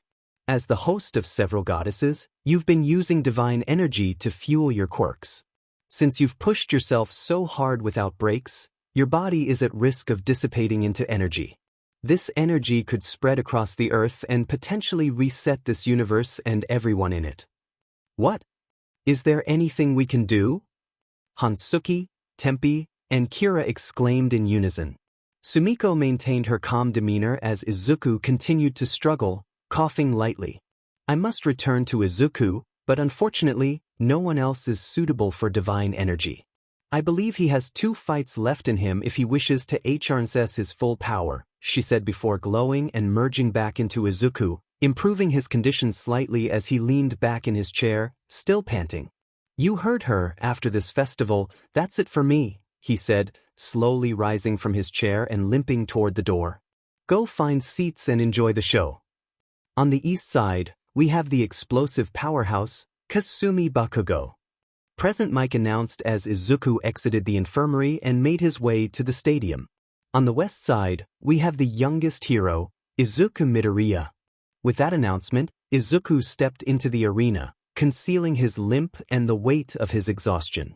As he entered, Midnight took cover behind Cementos, who had constructed a small bunker of cement. "Let the battle begin," Midnight shouted as Kasumi charged straight for Izuku, who stood his ground, waiting. Just as she was about to land a punch, Izuku's hair flared white, and he caught her fist in an instant. With a swift motion, he threw her across the arena as his transformation completed, his clothing shifting to black and looser, a mask covering his face except for one red eye and a black iris. Kasumi steadied herself, wary of Izuku's playful yet dangerous ghoul form. As expected, he struck with his Kagun, but she seized it, tearing off the tip. "Come on, where's all that power, Deku?" she taunted, while Izuku silently grew 2 more tentacle-like appendages from his back. Before she could react, Izuku charged at her, his tentacles aiming for either side. Kasumi jumped, dodging as the appendages collided. However, it was a feint. Izuku grabbed her foot, throwing her down. "Sorry, it would be a massacre if I used my full power," he said calmly, surrounded by black flames as he transformed into his demon form. "But this may work better." Infinity Burst. Instead of his red and black demon form, Izuku was now in his regular state, marked with purplish-black patterns. What unsettled Kasumi was the sadistic grin on his face. "Is this what you wanted?" he asked, his voice deeper and more menacing. "You're bringing my end closer, but I expected this." In an instant, Izuku's left arm morphed into a massive claw, lifting Kasumi from her crater and tossing her into the sky. But she spun, creating a whirlwind of smoke, her own grin matching his. As a last resort, Izuku replicated his claw in his right hand and conjured a pitch-black orb between them. Kasumi charged forward in her swirling twister, sparks flying around her. Howitzer impact. Absolute oblivion. They shouted simultaneously, but Kasumi's attack launched first, creating a massive explosion aimed at Izuku. However, the smoke and explosion vanished as Izuku's attack absorbed it like a mini black hole. Before anyone could react, he caught Kasumi mid-air and hurled her out of the arena, slamming her against the wall. Izuku Midoriya is the winner. Midnight announced awkwardly, hiding behind Cementos in fear. "We'll hold the award ceremony in half an hour." Once the match concluded, Izuku returned to his normal form in a flash of scarlet light. When the light faded, he stood in the arena, coughing. Before anyone could assist him, he vanished in a golden flash, the arena repairing itself and everyone in the stadium healing. In waiting room A, Izuku sat panting heavily while Athena stood at the door, ensuring no one discovered his condition. "Athena, I'll be fine." "Everything is not fine," she exclaimed, watching him wipe away the blood. "Just rest until the award ceremony.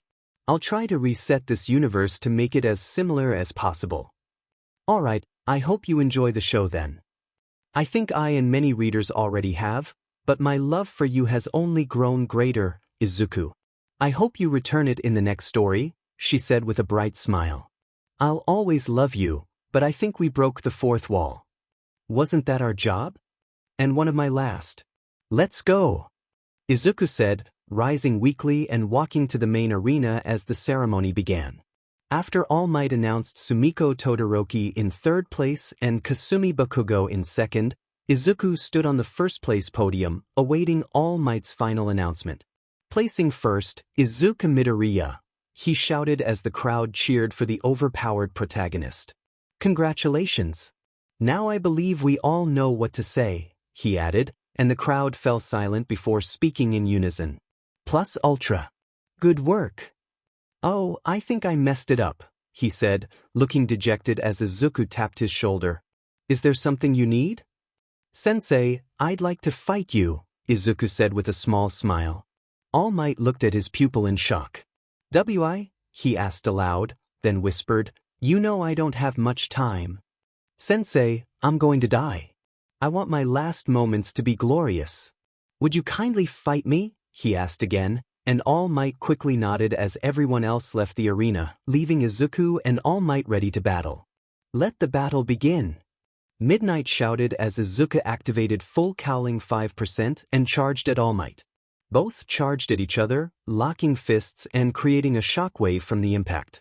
Izuku crashed into the wall, reverting to his regular form. As everyone waited for him to transform again, he glowed gold, his eyes matching. "Final burst," he shouted, Athena's voice overlapping his. In an instant, Izuku leaped from his crater to All Might, delivering a roundhouse kick to his face, sending the Elder One for all user crashing into the wall. Without another word, the two locked fists again, this time creating an even more powerful shockwave that pushed the crowd back in their seats. Instead of Izuku being sent back, All Might was pushed away as Izuku jumped back, a pair of angel wings sprouting from his back, golden particles radiating off him. This time, Izuku created 3 blades and sent them toward All Might, who caught them mid-air and threw them back just as quickly.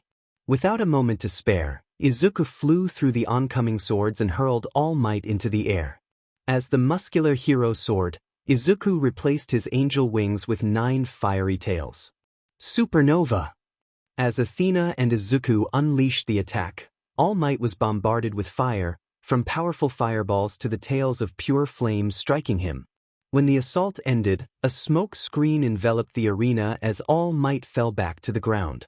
"I haven't had this much fun in a while," All Might shouted, cracking his neck. But once he said that, it felt like a cannon had struck him in the gut as Izuku landed a punch, clearing the smokescreen. The impact sent All Might skidding across the arena floor while Izuku stood there, parts of his body glowing gold, with golden particles rising from him into the sky.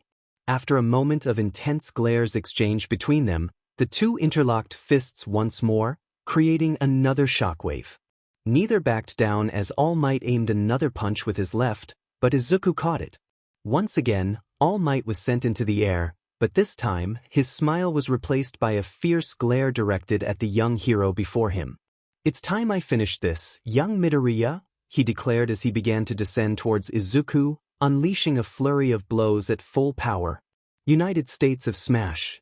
With unwavering determination, Izuku braced himself for the attack, a smile forming on his face. When the onslaught concluded, he was sent crashing into the wall, creating another hole that nearly made the audience leap from their seats in awe of the finishing move.